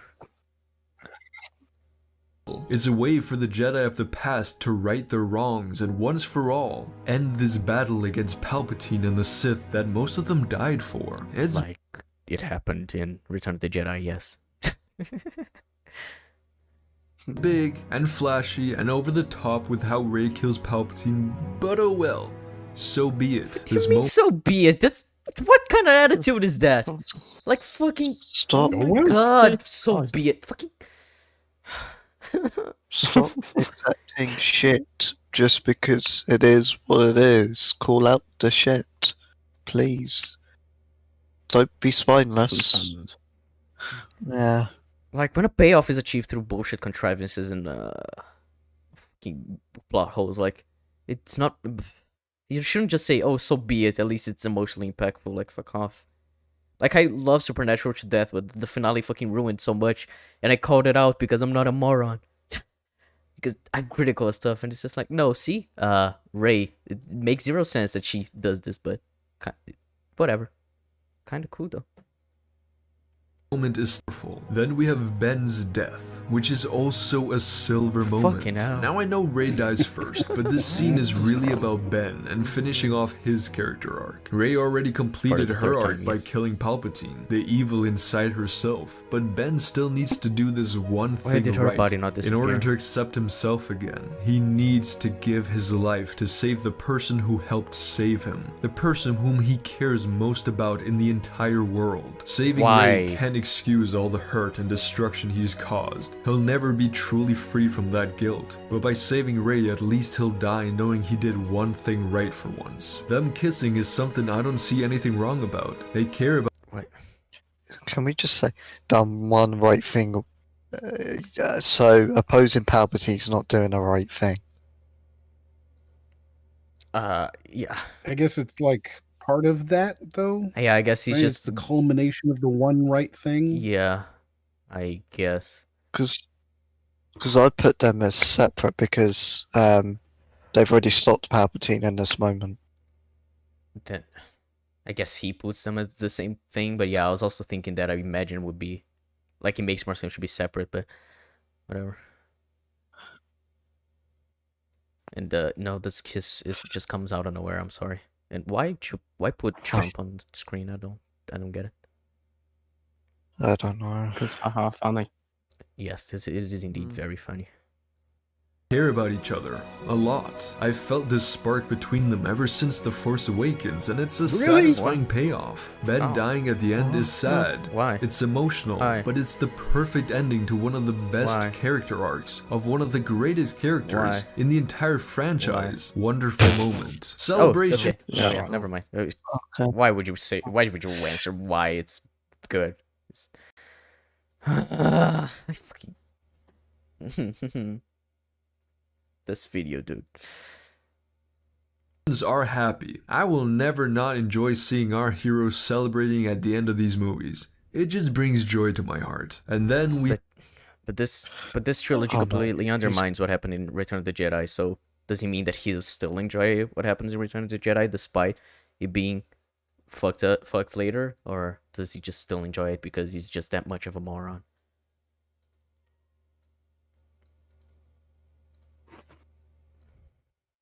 have Skywalker. I don't have a problem with this. No. Rey chose who she is. That's In of the course end, no. she didn't let her parentage, her destiny, or anything else write her story for her. Then She why did she not just say, I'm Ray, only Ray? Or, like, she doesn't need to take someone else's name. That's... Like, if she chose that, it would even work with the Ray being a nobody thing, where she just, instead of saying Ray Skywalker, she personalized Ray who? And she says, just Ray. It's like, yeah, she accepted who she is. She doesn't need to be this grand person who takes off some family or whatever. She's just herself, which is honestly a lot better, but... may be a Palpatine by blood, a nobody by name, but she's a Skywalker by choice. It's a good ending to an amazing story. So, God. those were all the moments and good shit in this film that I felt deserved to be talked about. Is this movie perfect? No. Thank you. Not by a fucking mile. It's probably not even a good movie. What? But I don't care. What? But... Then why is the title? Why is why? Oh my god. I don't think you know what Yes, great why means, would- my dude. We went through 25 minutes for him to go, yeah, it's not great. Are you fucking retarded?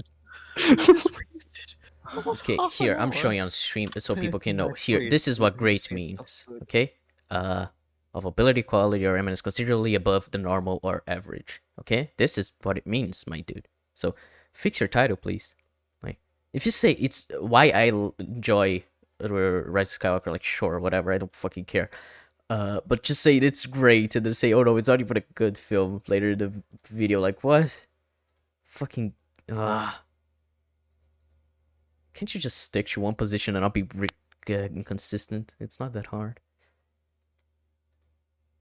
I love Star Wars, and even when these films are bad, I still find ways to enjoy them, because that's what love is. However, I'm not blinded though. I still see the flaws. I promise You clearly don't, if you praise this shit. Like, what? This is just him throwing as many caveats at the end as possible, so that when somebody says, man, that's really stupid that you said that, he can be like, well, look, at the end, I said it's only because I love it and I see the flaws, but I see past them. Ah, yes. Genius.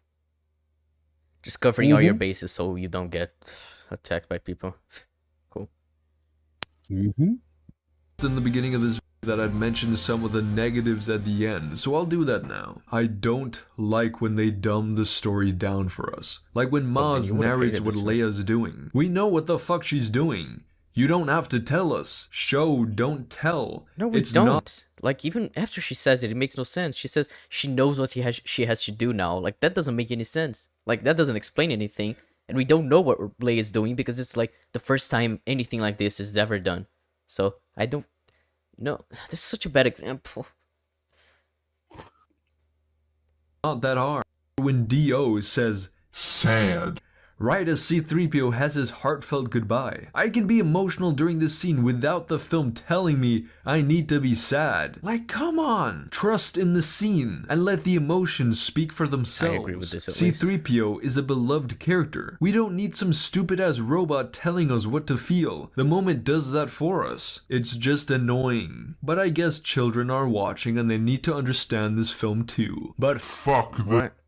No, that's... Children can understand. Children loved the original trilogy. They don't need to be dumbed down for children. Like, I'm sorry. Children. I don't like how the Force gets used way too much. Don't fuck Every the children. problem in this film is solved Please don't. with the Force. It's just lazy writing. Please give me some interesting solutions where the characters have to rely on something other than space religion. Please! Poe and Finn have no personal stories in this film. Rey They and don't have Kylo... personal stories in any film, so I don't see why it's a problem with this one, to be honest. Like, Yeah. like most they interact with is in TFA, and they have that one scene that it's like pretty good, and that's it. And then like Poe dies, and then he comes back in the end of the film. Well, not in the end of the film, in the cantina moment. have one works, but these two have nothing. They're a part of the plot, yes, but none of the emotional baggage comes from them. C-3PO has more character moments in this movie than both of them combined, and he's the comic relief character. I'm just sad at how they massacred my boys. But they didn't have anything before. They weren't even together in the last film. Like, the most they talked was when he called Finn? To ask what the plan was, right? I think that's it. Yeah, I'd say that was the most we got. And then they have 5 minutes in TFA, and that's pretty much it. So, but they massacred them by having them interact in this film, but not have any character moments. Even though in theory they have, because there's a moment where Finn realizes that Poe used to be a spice runner, and for some reason that's bad, but whatever.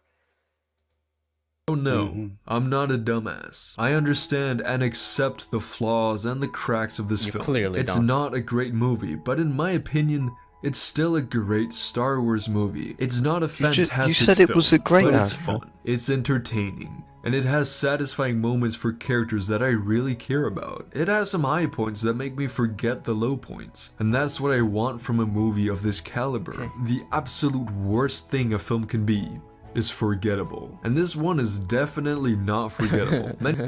Remember? It's pretty forgettable. Yeah, remember before we Yeah. started watching the video, Moriarty said he didn't remember most of the film, and then me and Jeb trying to remember the name of the planet and the character.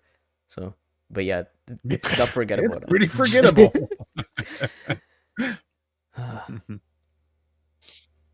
Many months ago, I made a video ranking each of the Star Wars movies from worst to best. And in that video, I put Rise of Skywalker on the bottom, below Phantom Menace and Attack the Clones. But Rightfully. honestly, making this video has given me a new appreciation for it. It has helped me realize that this movie really isn't my least favorite in the franchise. I had a lot of personal strife with this one when I first watched it, but I must say that if I made this video again, it probably wouldn't be on the bottom anymore. I think this film is better than Phantom Menace and Attack the Clones, mainly because none of them are good movies. So I have to rank them based on how enjoyable they are. Because when Star Wars movies aren't nuanced or trying to say something new, at least they're entertaining space action. So that's how I rank the lower movies. And honestly, it's no contest.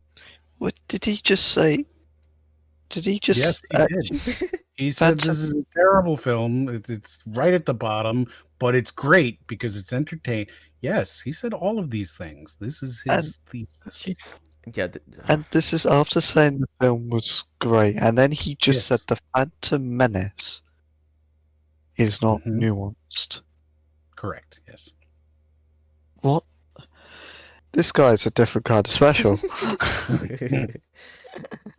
I mean, no, I'll wait for the video to end to ask the question. To me, The Rise of Skywalker is better than Phantom Menace and Attack of the Clones. In terms of continuity and connectivity with the trilogy it's a part of, yes, it fails. But as a movie, it could be a whole lot worse. Yes, it fails. Yes, it fails.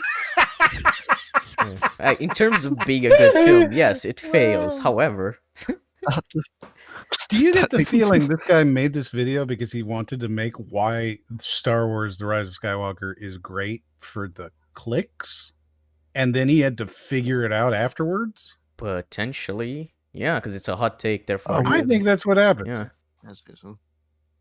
I think he started with the premise and was like, I've got to make sorry, hold on. I've got to make this video. And then he started going through it, trying to figure out how the fuck he can turn it around. And he was like, oh, if I make half of this video caveats about why it's not good, but I can say it's good, then I can start saying whatever I want. Genius. And here we are. It's genius. I'm gonna start doing that in every video I make now. I'm just gonna be like, no, it's great because I love it, but it's awful as well. So yeah, I've never seen someone go, this film's great, and yet it's sold it so much. Whatever. And also like how he's like, oh, the bottom is Attack of the Clones and Phantom Menace, and I can only imagine where he ranks TLJ. Not a poorly yeah, made that's right. film. I'm sorry to say. It's a completely standard space action sped up. adventure movie that becomes significantly better if you're a Star Wars fan. No, It's no, mindless. no. No. Okay, No. so no, these statements don't make sense. If the film is intended as a conclusion to an entire saga, and it fails in being that, then therefore it, like you said, therefore it's a terrible film. It fails in its own purpose. Mhm. Like, does he not understand what he's saying? Clearly he does. Clearly he has no idea what any of what he's saying means.